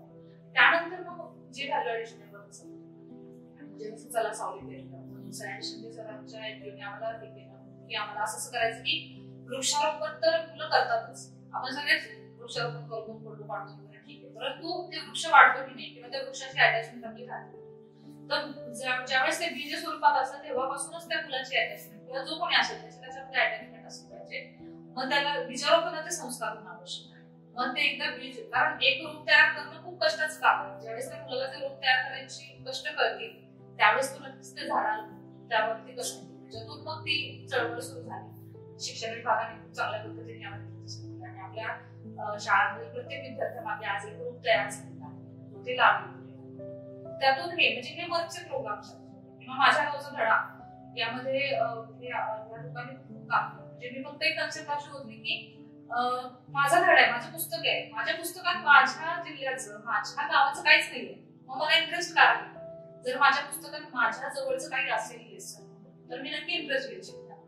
त्यातून माझ्या गावचा धडा मी कन्सेप्ट आली आणि 1ली ते 7वी मध्ये प्रत्येक विषयामागे एक धडा आपण तयार करायचा केंद्र आहे असं ते जवळपास 1600-1700 धडे तयार झाले. आणि आम्ही त्याचा असेसमेंट पण केलेला आहे की जर हे शिकवलं तर मुलांच्या लर्निंग इंटरेस्ट मध्ये किंवा लर्निंग आउटपुट मध्ये खरंच फरक पडतो. ते तसंही तेही रिझल्ट आमच्याकडे आहे. आणि आमचं फक्त एक आता पुढे हे आहे की SCIT हा पॅटर्न शिकवा आणि प्रत्येक जे पुस्तक तुम्ही बालभारती छापते आणि पूर्ण स्टेट मध्ये शिकवायला लावते तर तिथं तुम्ही आम्ही प्रत्येक विषयामध्ये 1-2 पानं सोडून द्या आमच्यासाठी. आमचा जिल्हा ठरवेल आमच्या जिल्ह्यातल्या मुलांना काय शिकवायचं. गडचिरोलीच्या मुलांना शिकवता त्याचा जिल्हा काय, त्याच्या पुस्तकात भूगोलाच्या पुस्तकात पुणे जिल्ह्याचा धडा आहे, त्याला 13 तालुके पुण्याचे पाठ होतात कारण शिक्षक घोकून घेतात, पण त्याला गडचिरोली जिल्ह्याचे तालुके माहिती असतात. तर शिकू द्या त्याला त्याचा जिल्हा. ज्यावेळेस तू त्याच्या गावचं शिकेल किंवा आता आमच्याकडं कविता बनल्या यांनी पण आटपाडीची कविता बनली. म्हणजे आटपाडीची कविता जर मुलगा म्हणू लागला त्या मुलाला स्वतःच्या जन्मभूमीबाबत किती त्याच्यामध्ये त्याचं स्थान होईल. आणि ती कविता म्हणताना मग ते मराठी शब्द त्याला नवीन काय कळाले, त्याचा अर्थ जाणून घेण्यासाठी तो इच्छुक असेल, जिज्ञासा तयार होईल. अशा पद्धतीने खूप मोठा आणि इतका चांगला प्रतिसाद आणि खूप शिक्षक लोकांनी खूप याच्यामध्ये. त्याचबरोबर आम्ही डुडी सरांनी, माझे जे प्रेडिसेसर होते, त्यांनी 2 चांगल्या योजना चालू केल्या होत्या. त्या आम्ही तशाच पुढे चालू त्याला निधन करायला. त्यामध्ये आम्ही काही व्हॅल्युएशन करतात. जसं आता काही आपल्या पीएचसी रस्ता सुरक्षेचं देखील, त्यानंतर काही आपल्या प्राथमिक आरोग्य केंद्र सोलारमध्ये शिफ्ट करतात किंवा अंगणवाडी आरोग्य सुविधावरती चाललेले आहेत. अशा पद्धतीचे आम्ही नवीन गोष्टी बऱ्याच करतो. किंवा जल जीवन मिशन मध्ये सगळ्यात जास्त रेट आहे असं प्रत्येक विभागामध्ये काही. किंवा स्वच्छ भारत मिशन अंतर्गत आम्ही रेग्युलर जे टार्गेट आहेत आम्हाला शौचालयाचं असेल किंवा ते तर आम्ही पूर्ण करायचा प्रयत्न करतो, कचरा साफ. त्याचबरोबर आम्ही प्लास्टिक मुक्त गाव अशी एक योजना पुढे आणली. त्याच्यामध्ये ऍटलिस्ट जनजागृती होण्यासाठी आम्ही खाली दर 15 दिवसाला जातो आणि प्रत्येक एक गाव निवडायचं, त्या गावामध्ये प्लास्टिकच्या कचऱ्याचं गोळा करायचं काम करतो. असं आम्ही मागचे 8 महिने चालवल्यानंतर आमच्या बरोबर पुण्यातली सागर मित्र म्हणून एक संस्था आहे, ती आमच्या बरोबर कोलॅबरेट करतात. ती आता मास्टर ट्रेनर होते. आता सध्या 2 महिन्यापासून एक ट्रेनिंग चालू आहे, दर शनिवारी असतं. आणि आपल्याकडे प्रत्येक तालुक्यामध्ये 2 ते 3 मास्टर ट्रेनर्स आपण तयार करतो की प्लास्टिक कचऱ्याचं व्यवस्थापन कसं करायचं. आणि कदाचित असं मास्टर ट्रेनर तयार करणारे जिल्हा परिषद असेल की आपले हे ट्रेनर्स आता हे ट्रेनिंगच्या फेजमध्ये चालू, त्यामुळे आम्ही आता सध्या थांबतो. हे ट्रेनर जाऊन गावात समजतो कचरा करतोय आपल्याला, पोस्ट प्रोसेसिंग कुठं द्यायचा, डंप कसं करायचं, मग परत मग ती कचरा गोळा करायची पद्धत, त्याचं मॅनेजमेंट करायची पद्धत. आणि आमचं असं म्हणणं याच्यामध्ये हे सगळं ते शिकतील आणि आपल्याकडे त्याचा प्रसार होईल. त्याच्या आधी कन्सेप्ट बेस असा होता की ज्यावेळेस आपण कचरा म्हणून बघतो ना, बाकीचा कचरा विघटन होणं फार अवघड गोष्ट नाही. तो जरी असा रस्त्यावर पण राहिला तरी तो पुसतो, भाजीची देठ ते तशी पडली तरी ते 2-3 दिवसांनी ते निघून जातात. हे होतात. प्लास्टिक जातच हे जे काही विद्रुपीकरण आपण गावांचं शहराचं बघतो, कचरा म्हणजे आपल्याला डायरेक्ट प्लास्टिकच दिसतं. कधी बघायचं प्लास्टिक मुळेच ते विद्रुपीकरण आहे आणि ते खूप घातकही आहे आपल्या आरोग्यासाठी. त्यामुळे तो एक आता सुरू होतोय. आणि आपल्याकडे प्लास्टिक वेस्टची पॉलिसी नाही शासनाची, तर कदाचित आपला हा ड्राईव्ह मुळे कदाचित प्लास्टिक वेस्टची एखादी पॉलिसी देखील शासनाला करायला मदत होईल. असं हे पुढच्या योजना, रेग्युलर योजनांबरोबर असे काही उपक्रम राबवायचे की जेणेकरून ते समाजालाही उपयोगाला पडतील आणि पुढे दिशादर्शक आहे. आणि सांगली जिल्ह्यात असल्यामुळे हे खूप सक्सेसफुल झालं असं मला वाटतं. कारण इथलं जे संघटन आहे ना, म्हणजे गेल्या 2-3 विभागांमध्ये काम केल्यामुळे मी सांगतो, तिथलं संघटन असेल किंवा लोकांना एकत्र येण्याचे जे असं आणि यंत्रणा जी पळते ना ते कौतुकास्पद आहे. नुसता शब्द दिला की पळायला चालू, त्यामुळे होऊ शकतो. शिक्षकांच्या बद्दलचा तुम्ही विषय केला की नवीन भरती होणार होती खूप मोठ्या प्रमाणात शिक्षकांची, आणि त्या भरतीच्या आधी आहे त्या कार्यरत शिक्षकांना एक बदलीची संधी द्या असं एक GR मधलं एकच वाक्य होतं. 23 जुलै 23चा GR, त्याच्यामधलं ते वाक्य होतं. मग ती बदली कशी करायची हे कुणालाही माहिती. आम्ही शासनाचं मार्गदर्शन मागवलं, आम्ही निघलाय, शासन निघलाय की बदली कशी करायची. ऑनलाईन बदल्या करायला GR 21ला सांगून बसले, ते ऑनलाईन पोर्टल बंद, बदल्या कशा करायच्या, ऑफलाईन करायच्या. मग ऑफलाईन करायचा आम्ही डिसिजन घेतला आणि मग आम्ही तो पॅटर्न त्यांच्या GRच्या नुसार सुरू केला. संघटनांना विश्वास सगळ्यात महत्वाचं, संघटनांनी खूप चांगली साथ त्याच्यामध्ये. आणि त्यानंतर पूर्ण ती प्रोसिजर सगळ्यांना संधी द्या, ज्याला यायचं त्याला संधी द्या. त्यात कुठेही म्हटलं नाही 23 जुलै 23च्या एका वाक्यात कुठेही म्हटलं नाही की कुणाला संधी दाखवायची. येऊ द्या सर, जे मी गैरसोयीत काम केलं त्यांना सोयीत येऊ द्या. नवीन लोक आले काही गैरसोयीत काम करतात, हा त्याच्या मागचा उद्देश होता. आणि ज्यावेळेस ती प्रक्रिया चालली त्यावेळेस खूप मोठा आवाका आमच्या लक्षात आला की इतके लोक इच्छुक आहेत. हा आवाका तर खूप मोठा आहे, पण ठीक आहे संधी तर आपल्याला द्यायची. जवळपास आम्ही 5 दिवस रात्र काम करतो, दिवस रात्र ते समुपदेशन चालायचं. आणि त्या एक अर्धा काळ झाल्यानंतर लक्षात आलं की महिला शिक्षकांना पाहिजे तशी संधी नाही मिळाली. म्हणून महिला शिक्षणासाठी अजून एक राऊंड आम्ही चालवला की आम्हाला असं वाटलं की त्या महिलेची सोय होतो, म्हणजे तिचा नंबर नंतर असेल तर त्याची सोय झाली. पुन्हा एकदा महिला शिक्षकांना सोय. त्याच्यात काय झालं, त्या 5 दिवसानंतर ती प्रोसेस कशी असायला पाहिजे हे आम्हाला पण कळालं. म्हणजे आम्हालाही तोपर्यंत नव्हतं माहिती की आयडिया होऊ शकते का. आणि खरं तर बरेच जण साशंक पण होते, बरेच जण घाबरत पण होते, कारण शिक्षकांची बदली आहे इतकं सज्जन. आजूबाजूच्या जिल्ह्यामध्ये खूप उद्रेकी वातावरण त्या काळात झालं होतं की अर्ध्याच बदल्या झाल्या किंवा काही लोकांना संधी नाही मिळाली किंवा अशा पद्धतीने बऱ्यापैकी गोष्टी झाल्या. म्हणजे तिथे एक हे होतं, त्यामुळे ती हवा इथं लागू द्यायची नव्हती, असं खूप हे झालं. परंतु सगळेजण खूप समाधानी राहिले त्या प्रोसेसमध्ये. आयडियल प्रोसेस राहिली म्हणजे सगळ्या गोष्टीच ऑनलाईन होऊ शकतात. टेक्नॉलॉजी तंत्रज्ञान प्रत्येक गोष्टीला असू शकतो, उत्तर आहे की नाही याच्यावरती आम्ही उत्तर दिलं असं काही नाही. कारण ज्यावेळेस बदल्या हा विषय येतो शासकीय कर्मचाऱ्यांसाठी किंवा कुठेही म्हणा की हा खूप मला सेन्सिटिव्ह विषय आहे, त्याला त्या सेन्सिटिव्हली बघण्यासाठी तंत्रज्ञान सक्षम नाही असं माझं म्हणणं आहे. आणि ते त्या तेवढ्या सेन्सिटिव्हली आम्ही सगळ्यांनी बघितलं आणि सगळ्यांनी आमच्यावर विश्वास पण ठेवला, त्यामुळे ते होऊ शकलं. आता बघू शासनाने जर आमच्याकडून जर घेतला तर आम्ही तो पूर्ण राज्यभरासाठी पण देऊ, तसं काही नाही आणि ते होऊ शकतं मला असं वाटते. तर खूप चांगला अनुभव होता शिक्षकांच्या बद्दलचा. आणि कदाचित मी माझं शिक्षकांच्या घराचं बॅकग्राऊंड असल्यामुळे कदाचित ती अडचण मला चांगली कळत होती की जर एखाद्याची बदली नाही झाली किंवा मनाप्रमाणे त्याला नाही मिळालं तर त्याच्या फॅमिलीवरती काय परिणाम होऊ शकतो. आणि शिक्षकाच्या बदले बऱ्याच असं म्हणतो की शिक्षकाच्या बदल्याला एवढं काय महत्वाचं, बेसिकली शिक्षकाच्या हातात खूप साऱ्या पिढ्या आहेत हे लक्षात येत नाही. शिक्षकाला फक्त एक नोकर वर्ग म्हणून बघितलं जातं ना, त्यापेक्षा त्याच्या हातात तो खूप सारे रोज एक पिढी त्याच्या हाताखालून चालली. जर त्याची मानसिकता चांगली नसेल तर तू पुढची पिढी खराब करू शकतो. हे आहे, हे वास्तव आहे, हे कोणी लक्षात घेत नाही. त्यामुळं माझ्या डोक्यात ते होतं जर आपण त्यांना व्यवस्थित केलं नाही तर कदाचित तो वर्ग ते गाव काही होऊ शकत नाही, त्यांचं ते नुकसान करते खरं. हा त्याच्या मागचा उद्देश होता आणि खूप सुंदर अनुभव त्या काळामध्ये शिक्षक बदलण्याने आपला. बदल्या हा विषय असं शिक्षण विभागाकडे तुम्ही बघण्याचा दृष्टिकोन समाजामध्ये बदलून दिला, व्यापक केला. म्हणजे जे तुम्ही शैक्षणिक दृष्टिकोन शिक्षकांसाठी किंवा प्राथमिक शिक्षणाकडे बघण्याचा जो दृष्टिकोन होता की या शाळांमध्ये शिक्षणाचा दर्जा आहे, तर या सगळ्या बाबतीत तुम्ही माझा गावचा धडा असेल, तुम्ही आता जे मध्येच एक अतिशय चांगला आणि असं की संवेदनशील विषय होता की रस्ता सुरक्षा हा इतका भयानक परिस्थिती, खरं तर तो त्याचा विषयच नाही, तरी सुद्धा तुम्ही त्याकडे एवढ्या पॉझिटिव्ह बघणं आणि तो तरीच नेणं हा एक एका महिन्यामध्ये त्याची पुस्तिका तयार केली. नेतृत्व जर धडाडीचं असेल तर खालची लोक प्रामाणिक काय केंद्र शासनाचं या वर्षीच होतं की 1 जानेवारी ते 31 जानेवारी रस्ता सुरक्षा महिना साजरा असतो. दरवेळेस रस्ता सुरक्षा सप्ताह साजरा करतो. केंद्र शासनाने पहिल्यांदा महिना साजरा करतो आणि मग आपलं ज्यावेळेस माझ्या गावचं घडामोडी माझ्या डोक्यात हे पण होतं की मुलांवरती रस्ता सुरक्षेचे धड्यांचे संस्कार झाले पाहिजे. बेसिकली रस्ता सुरक्षा हा खूप महत्वाचा मुद्दा आहे. लोकांना कशाची घाई असते ते समजतं. घाई आहे एका गोष्टीमुळे आपलं सगळं आपण घाई आहे एका गोष्टीमुळे आपण हातपाय तोडून घेतो किंवा जीव गमावतो. मग ते कुठेतरी लहान मुलांना आणि बऱ्याच स्टंटबाजी करायच्या नादात मुलं हे होतात. ह्या गोष्टी थोडंसं संस्कार स्वरूपात शाळेमध्ये शिकवल्या गेल्या म्हणून त्याच्यातून पुन्हा एकदा शिक्षक लेखकांना आवाहन केलं त्यांनी, त्याला प्रतिसाद दिला. ती पुस्तिका तयार झाली आणि मुलांना ते पुस्तिका आता आपण पोच करतोय शाळेमध्ये तो एक करिक्युलम झाले. जे कायदा आणि व्यवहार याची कशी सांगड घालावी हे महिन्याकडून खरं तर शिकण्यासारखं खूप आहे. मग हे काम करत असताना आपल्यावर म्हणजे राजकीय दबाव किंवा अशा गोष्टींना सामोरं जाताना आपलं सुशासन हे कशा पद्धतीने राजकीय दबाव ही गोष्ट मी कधीच कन्सिडर केली. मी सर्व्हिसला यायच्या आधी माझ्या डोक्यात क्लिअर होतं किंवा अजूनही माझं ते मत पक्कच आहे की ते मुद्दाम दबाव देत नाही.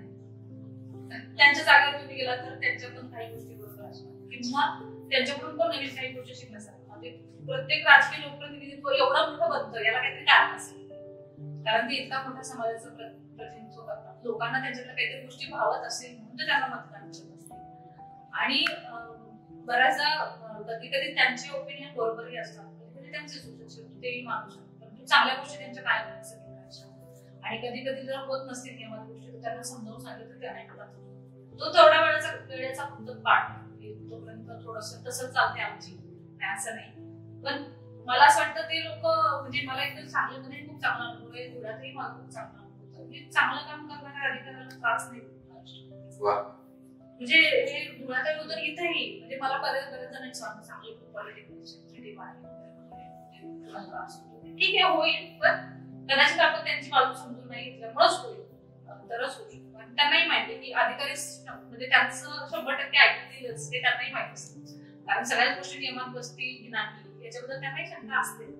परंतु तितकं समजूतदार तिथलं लोकप्रतिनिधित्व आहे असं मला वाटतं. जी भीती मला घातली गेली होती की नाही सांगलीचे, पण मला असं वाटतं की खूप एक प्रगल्भ राजकीय वातावरण सांगलीमध्ये आहे. तसं बाकी जिल्ह्यांमध्ये कदाचित बघायला मिळणार आणि खूप चांगलं आणि समजून घेतात. म्हणजे आज कितीतरी चांगले असे लिडर्स आहेत की इतकं त्यांचं राजकारणात 40-50 वर्ष झाले पण तरी ते आमचं ओपिनियन ऐकून घेतात की मॅडम याच्यात काय करताय ते असं का ते बोलून घेतात की त्याच्यात तुमचं मत घ्या, मग हे कसं करताय तुम्ही सांगा. म्हणजे हे समजून घेण्याची वृत्ती जी आहे किंवा तर त्याच्या वेळेस मग आपलं त्यांचे पण हे दोन्ही जर गोष्टी म्हणजे प्रशासन आणि राजकीय नेतृत्व हे दोन्ही जर नेतृत्व एका सोबत चालले तर खूप चांगल्या प्रकारे होऊ शकतो.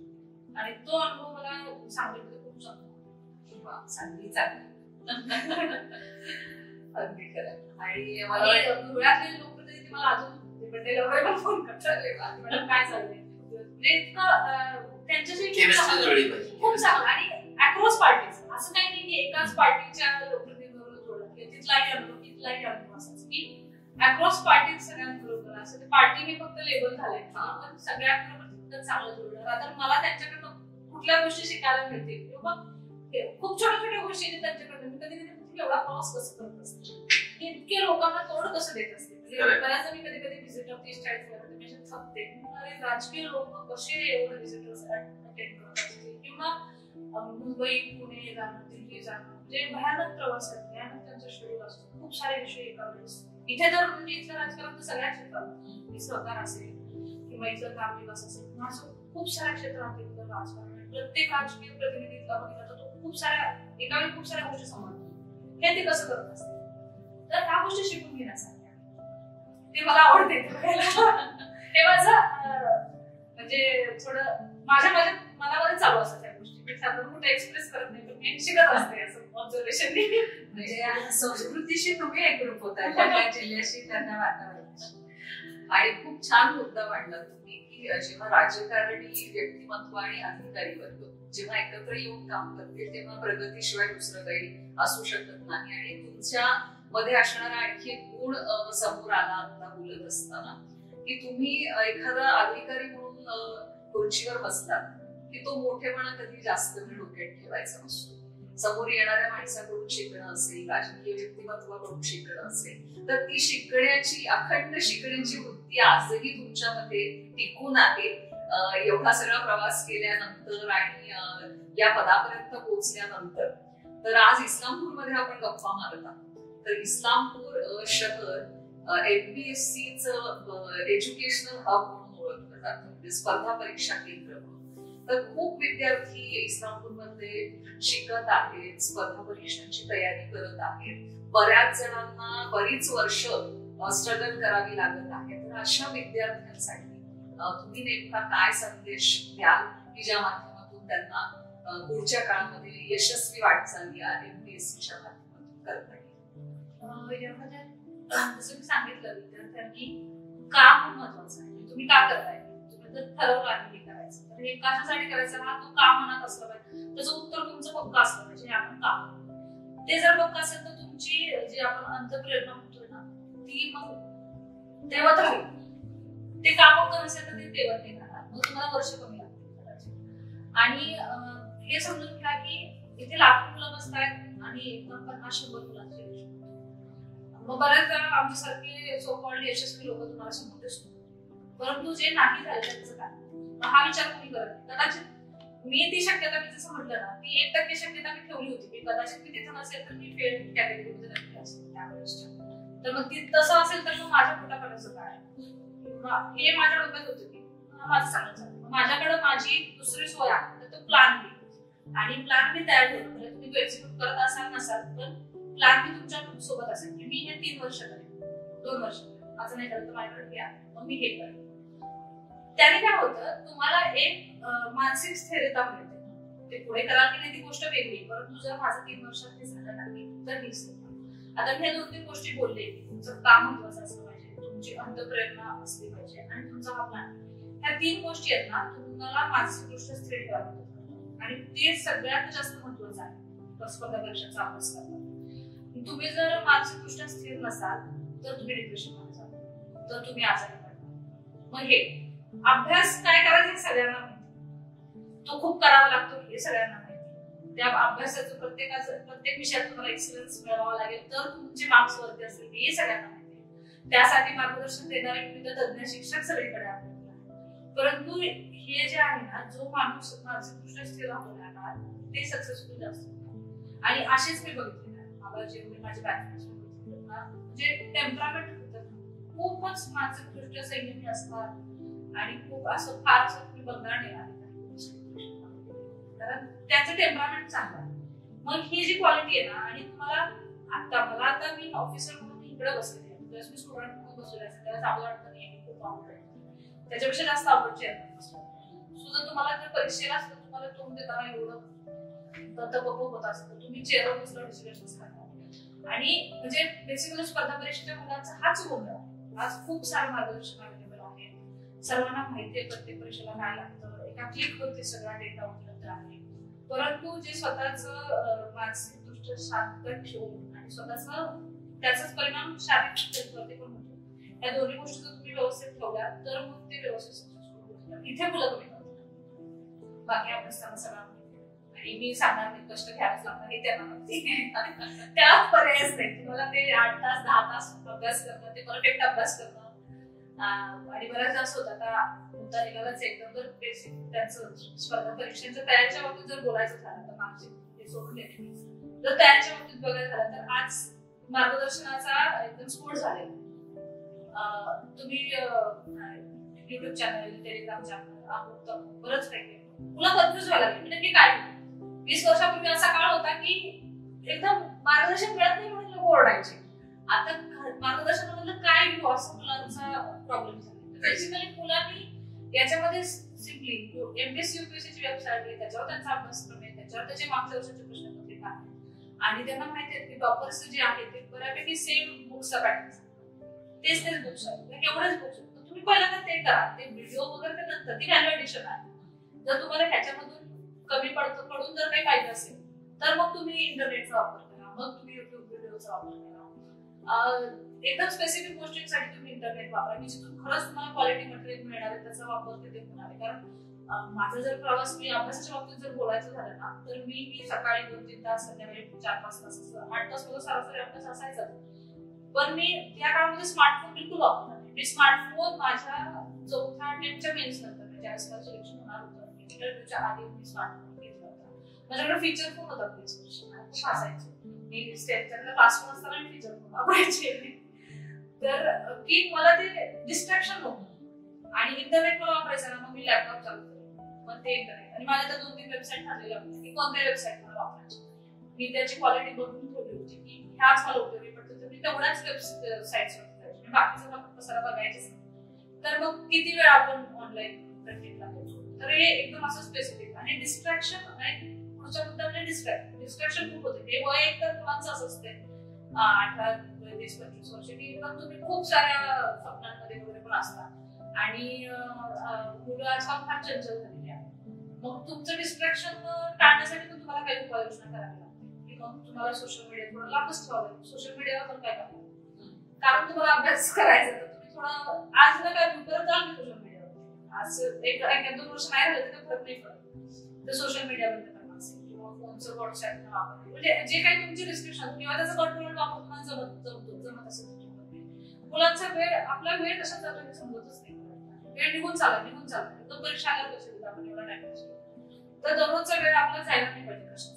तर हे मुलांनी लक्षात घेतलं पाहिजे. म्हणजे मी पुण्यात होती, परंतु मी पुण्यात कुठल्याही क्लासला जाऊन बसत होती कारण मला असं वाटत होतं जाण्याचा वेळ किंवा मला क्लासची गरज नाही. मला थोडंसं वाटत होतं की मी सिलेबस वरती करते, त्यामुळे मी कुठल्याही ट्युशनला कधी जाऊन बसत नाही.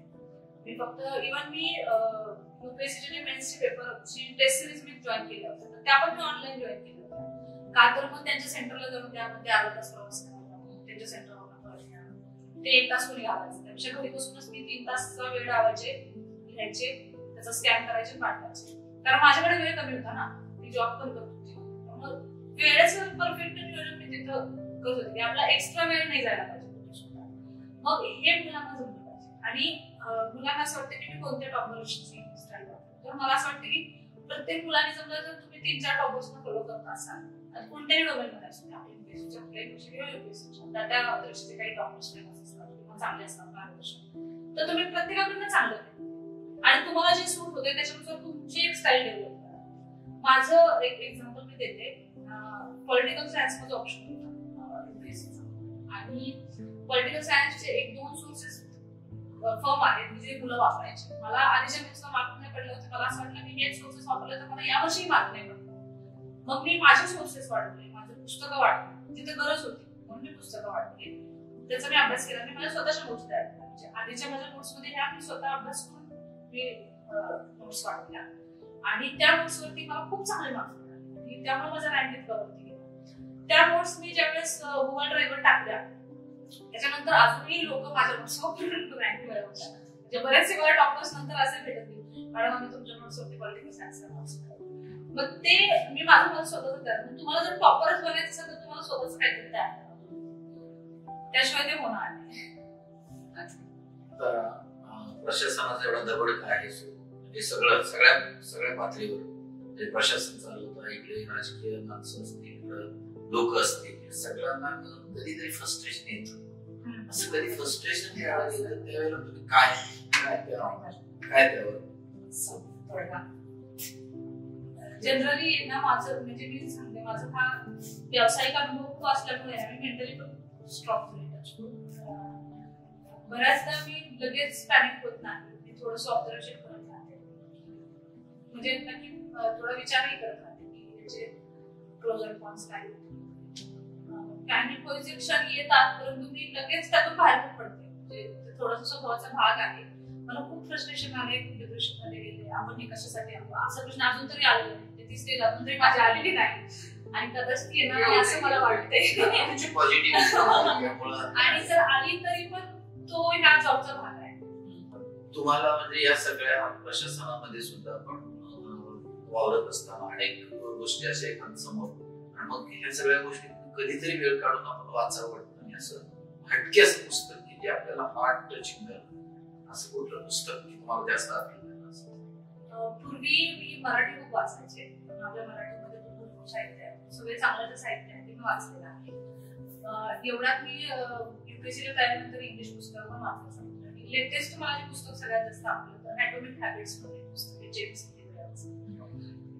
त्याचं मराठी भाषांतर पण अवेलेबल आहे, तुम्ही वाचू शकता. म्हणजे मला हा सल्ला का द्यावा कारण एखादं पुस्तक ते व्यक्तिमत्व विकासाचं पुस्तक आहे. बेस्ट सेलिंग बुक आहे लास्ट इयर्स आणि ते लिहिलंय खूप सुंदर त्याने. म्हणजे मी दुसऱ्याला पण वाचायला समजते मी वाचत. याच्यामध्ये सामान्य ॲटॉमिक हॅबिट्स म्हणजे छोट्या हॅबिट्स तुम्ही छोट्या छोट्या सवयी कशा डेव्हलप करायच्या. बरेचदा आजकाल आपल्याला असं वाटतं की आपल्याला लिहायचं वगैरे ह्या ज्या तुम्ही सवयी कशा लावल्या पाहिजे चांगल्या तर त्याच्यावरती ते पुस्तक लिहिलं. खूप सुंदर पुस्तक आहे. खूप लोकांना सजेस्ट केलं. असं फार कमी पुस्तकांनी मला आणि जर तुम्ही चांगल्या सवयी स्वतःहून डेव्हलप केल्या ते चांगलं आणि तुम्हाला कमी वेळ असतो. वेळ सगळ्यांनाच कमी असतो परंतु त्यातही तुम्ही चांगल्या सवयी म्हणजे इव्हन आता पुस्तक वाचायचं हे सुद्धा त्यांनी सांगितलं. तुम्ही दररोज 2 पान तरी सुरू करा किंवा 5 करा, दररोज 5 तरी वाचा. आणि त्याचं त्यांनी काय केलेलं आहे हे तर कॉमन सांगायचे परंतु त्यांनी खूप सायंटिफिकली त्याचे प्रत्येक चॅप्टर लिहिलेला आहे. ऍज अन इंजिनियर मला ते फार आवडतं आणि किती त्यांनी टेक्निकली त्याचं ते प्रूफ पण दिलं त्यांनी की ह्याच्याने काय झालं. ते लिहायचं पुस्तक एक कसं असावं. तुम्ही एखाद्याला सल्ला देताय, बऱ्याचदा असं होतं की मार्गदर्शन खूप सारी पुस्तकं लिहितात परंतु लिहायचं म्हणून लिहितात. परंतु ह्याने ज्या पद्धतीने ते लिहिलेलं आहे एकदम स्ट्रक्चर्ड ते मला फार आवडतं. एखादं पुस्तक कसं असतं नाही तर असं असतं. कोणी अनुवाद केले मराठीतला अनुवाद मला माहित नाही परंतु जेम्स क्लिअर आहे याचं नाव पण तसंच आहे. बेस्ट सेलिंग बुक आहे. देण्यासाठी खूप सारा खूप सुंदर पुस्तक.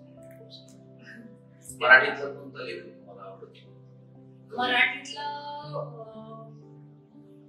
मला आता सगळ्यांना वपू काळे वपूंचं ज्यावेळेस सुरुवातीला वाचलं होतं कॉलेजला त्यावेळेस त्यातली डेप्थ कळते. लिहिलंय छान वाटतं पण जसं आत्ता वाचायला पुन्हा त्यांना चालू केलं वपूच असं बसल्या पण वाचतो किंवा त्याचं दुसरे कुठलं पुस्तक तर त्यातली ती डेप्थ कळते.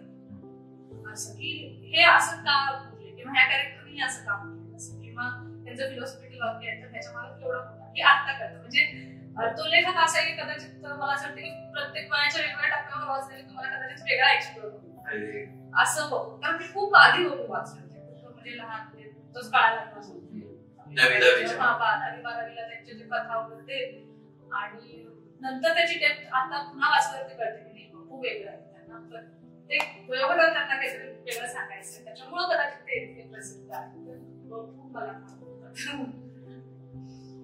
आणि वपूंचं एक सुंदर वाक्य आठवलं तर वपू असं म्हणतात की कबुतराला गरुडाचे पंख लावता येतील पण उडण्याची जी इच्छा आहे ती रत्नात असावी लागते. आणि अगदी सुटेबल होतंय तुमचा हा सगळा प्रवास ऐकत असताना. त्यामुळे वपूंचं जसं तुम्ही म्हणालात ते अगदी खरं की लहानपणी वाचलेले वपू, 40 नंतरचे वपू आणि 60 नंतरचे वपू कदाचित वेगवेगळ्या अँगलनी आपल्याला आयुष्यभर भेटत राहतात. आज आपण ज्या समाजातून आलो आणि त्या समाजासाठीच आपण आपलं जी सेवा चालू आहे त्या समाजासाठी आपण काय सांगाल, म्हणजे कसं त्यांचं वर्तन असावं किंवा कसं घडावं समाजामध्ये, समाजाची पिढी कशी असावी. एक किस्सा सांगते. कागदला मला नगरपालिकेची गाडी माझा विषय मला बऱ्यापैकी स्पर्धा परीक्षेसाठी ते झाल्यानंतर मला तिथल्या लोकांनी मला प्रश्न विचारायचा की मॅडम असं म्हणजे वेगवेगळे प्रश्न होते त्यांना माझे विचारायचे. मग बऱ्याच प्रश्नांची आमची चर्चा झाली आणि मग त्यात एकाने मला असा प्रश्न विचारला की मॅडम आजच्या पिढीला आहे ना पैसा पाहिजे, नुसतं त्यांना श्रीमंत व्हायचं आहे, ह्या पिढीला जबाबदारीच घ्यायची असं त्यांनी डायरेक्ट आपल्या पिढीवरती एक विचार केले. त्याबद्दल तुमचं मत सांगा. मग मी थोडीशी आवाज झाली की त्यांनी मला हा प्रश्न विचारलाय, माझ्याकडून काय अपेक्षा असतात. प्रशासकीय अधिकारी म्हणून आम्ही समाजात खूपच कमी जातो, खरं तर खूपच आमच्यासाठी वेगळं. परंतु त्यांना मी म्हटलं की योग्य व्यक्ती नाही उत्तर द्यायला, परंतु तरी पण माझं वैयक्तिक मत मी तुम्हाला सांगते की श्रीमंत होणे म्हणजे पैशाने श्रीमंत होणे म्हणजे यश हे कोणी शिकवतात? त्यांच्या मागच्या पिढीने शिकवलं. आपण जर त्यांना संस्कारच तसे दिले, पैसा मिळाला तर तू श्रीमंत, तर मग ते तसंच करते. तुम्ही जर त्याला संस्कार वेगळा दिला असता, तुम्ही जर त्याला यशाची व्याख्या वेगळी शिकवली असती, पैशाने श्रीमंत होणे हे यश नाही, यशाची व्याख्या खूप व्यापक आहे. तुम्ही पैशाने श्रीमंत व्हा, पैसे पुरेसे मिळवा, तुम्ही सामाजिक रित्या जबाबदार असणं किंवा मनाने समाधानी असणं त्या गोष्टी आहेत, किंवा स्वतःचे आरोग्य ह्या यशाला खूप कामोरे आहेत. आपण ते कुणाला शिकवतच नाही किंवा हा खूप मोठा अधिकारी झाला म्हणून तो यशस्वी झाला असं मला वाटतं. आणि आपण ते समाज म्हणून शिकवायला पाहिजे पुढच्या पिढीला. आणि ते जर आपण केलं तर आपण पुढच्या पिढीला कधीच आपण फक्त त्यांना पैसा कमवायला सांगतो आणि ते तेच करतात. त्यांना लहानपणापासून तेच बघितलं तेच आहे. म्हणून आपण डायरेक्ट पुढच्या पिढीला आरोग्याच्या क्षेत्रात आणि आपण समाज सांगतो असं मी त्यांना त्यावेळेस सांगितलं. त्यानंतर मी विचार केला की खरंच ही गरज आहे आजच्या काळाची की पुढच्या पिढीच्या समोर आणि तुम्ही त्यांचे प्रश्न तर समजून घ्या. त्यांच्या पुढे खूप चॅलेंजेस आहेत. त्यांना फक्त पैशाचा विषय नाहीये, त्यांच्या पुढे आज तंत्रज्ञानाने खूप मोठे चॅलेंजेस उभे केले. ते मानसिक दृष्ट्या सगळ्यात वीक सेक्शन झालेलं आहे आज. म्हणजे सगळ्यात जास्त डिप्रेशन केसेस असतील, सगळ्यात जास्त ऍडिक्शनचे केसेस असतील ह्या पिढीमध्ये सापडायला लागले. किंवा मुलं जास्त ऑटिस्टिक स्वभाव समाजात जात नाही, खेळत नाही, आरोग्य त्यांचं सांभाळत नाही. तर मग हे किती मोठे चॅलेंजेस मध्ये ते आहेत. परत मग तुम्ही ह्या चॅलेंजेस एवढ्या समस्या त्या पिढीला आहेत, तर ह्या पिढीची एक समस्या जर सोडवली आणि त्याला सांगितलं की बाबा तुझ्या पुढचे हे प्रश्न तुला सोडवायला आले पाहिजे, तू जर हे सोडवलेस तर तू सक्सेसफुल होशील. ते आपल्याला त्यांना शिकवावं लागतं. त्याशिवाय तुझा समाज नाही घडणार. आणि आजकाल आपण सगळे पाहतो की मुलं मोबाईल ऍडिक्ट झाले, परंतु आपल्याला त्यांना शिकवावं लागतं, त्याशिवाय ते होणार नाही. आणि खूप चॅलेंजिंग प्रश्न तंत्रज्ञानाने स्पेशली आर्टिफिशियल इंटेलिजन्स मोठे प्रश्न भविष्यात तयार होणार. पर्यावरणाचे प्रश्न तर आपण बोलतच आहोत आणि पुढच्या पिढीला जगणं तितकं सोपं नाही. त्यामुळे आपण त्यांना आपल्यापेक्षा वेगळा असं समजून चालणार, अशा पद्धतीचे संस्कार आवश्यक आहे. आणि खूप छान गप्पा खरं तर आपण मागणी हे संपू नये बोलणं, इतकं छान तुम्ही बोलत आहात. मुलाखतीच्या शेवटच्या टप्प्याकडे आता आपण वळत आहोत. शिक्षक असणाऱ्या आई वडिलांच्या पोटी जन्म घेतल्यामुळे शिक्षक असण्याचे फायदे तोटे दोन्ही घरातच बघायला मिळाले. आणि ते करत असताना MBBS ध्येय बाळगलेलं असताना आपल्याला इंजिनिअरिंग करावं लागलं आणि COEP माध्यमातून ते प्रोडक्शन इंजिनिअरिंग तुम्ही पूर्ण केलं. एक टप्पा असा आला की आपण MPSC केली पाहिजे. MPSC तून तुम्ही जॉईन झालात आणि मग पुन्हा UPSCच्या माध्यमातून वेगवेगळं निर्माण करता येतं का याचा शोध घेण्याचा प्रयत्न केला. आणि तुम्ही आता जे सांगली जिल्हा परिषदेच्या मुख्य कार्यकारी अधिकारी म्हणून आम्हाला लाभलेले आहात, तर आता याच्या पुढचा टप्पा नेमका काय आहे, काय नेमकं ध्येय डोळ्यासमोर ठेवलेलं आहे की पुढच्या भावी 2-3 वर्षामध्ये आम्हाला तृप्ती तोडवीचे कुठं पाहायला मिळणार आहे? प्रोफेशनली तर आमचा ट्रॅक ठरलेला आहे. शासन आमचे कार्य घेणारचे, कलेक्टर बनवते, महापालिका आयुक्त बनवते, त्यामुळे ते आपोआपच मिळणार आहे. ते टार्गेट नाहीये बेसिकली. थोडं बालिश वाटेल. पुढच्या नजीकच्या काळात पण अशाच पद्धतीचं काम करता यावं, अशाच पद्धतीचं एक्सलन्स राहावं. एक आहे माझ्याकडनं आताची नाती जपली जातात, परंतु मागची नाती जपणं मला वेळ आवश्यक, तर ते कुठेतरी सवय लागली पाहिजे. ते एक आहे. म्हणजे माझे फ्रेंड्स असतील, बऱ्याच आपण त्या काळामध्ये आपण त्यांना जपतो, नंतर आपण जसं पुढे जातो तसं ते मागे पडत जातात. ते कनेक्ट होत नाही माझ्याकडून, कारण मी सोशल मीडियावर नाही त्यामुळे माझं थोडस ते कनेक्शन कमी पडतात. ते मला कुठे जमेल ना, तो एक माझा विचार आहे. दुसरी गोष्ट, त्याच्याही पेक्षा आम्ही पुढे जाऊन आणखी चांगलं काम करता येईल का, म्हणजे मी कायम एरिया शोधत असते की आपल्याला आणखी काही चांगलं करता येईल का, तर आणखी चांगल्या आयडिया करायला पाहिजे, चांगलं तंत्रज्ञान वापरून कसं एक्सप्लोर करता येईल, जास्त अतिरिक्त ताण न देता तो अजून एक्सप्लोर करायचा आहे. हे फार आताची सुरुवात आहे, छोटीशी सुरुवात आहे. आणि कायम कुठल्याही जेवढं लोक मला प्रेम देत आहेत, तर कधी अशी वेळ येऊ नये अशी माझी ईश्वरचरणी प्रार्थना आहे की लोकांना असं वाटेल की हिला म्हणता प्रेम, तर अशी वेळ कधी येऊ नये. म्हणजे त्यांच्या प्रेमाला मी कायम होत राहू तशाच पद्धतीने, कारण लोक प्रेम देतात, त्यामुळे त्याचं एक मॉरल रिस्पॉन्सिबिलिटी आहे, ते कधीही कमी होऊ नये अशी इच्छा आहे. आणि एक वैयक्तिक एक माझं ठरलेलं आहे पहिल्यापासूनच की मी ज्या प्रशासनात आली, जसं तुम्ही प्रशासनात कामाचा ताण इतका असतो किंवा साध्या नोकरीचाही ताण आपल्याला इतका असतो की आपण हसू विसरतो. आणि माझी ओळख मी जसं डान्सर म्हणून सांगितलं ना, तसं मी वर्गात सगळ्यात जास्त हसणारी म्हणून बरोबर. आणि खूप हसते, म्हणजे बऱ्याचदा मला लोक नाही बघत, परंतु ज्यांनी मला खूप जवळ म्हणजे त्यांना माहिती मी खूप असते. आणि मला असं वाटतं की ज्यावेळेस मी 60 वर्षी रिटायर होईल त्यावेळेस पण मी एवढेच हसली पाहिजे आणि तरच मी सक्सेसफुल असेल असं. किती छान ध्येय सांगितलं. आणि मॅडम, या ध्येयासाठी आणि अखंडपणाने लोकांच्या मनावर अधिराज्य गाजवण्यासाठी आज आम्ही या मुलाखतीच्या शेवटी आपल्याला खूप साऱ्या शुभेच्छा देतो. आणि ही मुलाखत जे लोक ऐकतील, पाहतील, त्यांच्यासाठी ही निश्चितपणाने प्रेरणादायी ठरणार आहेच.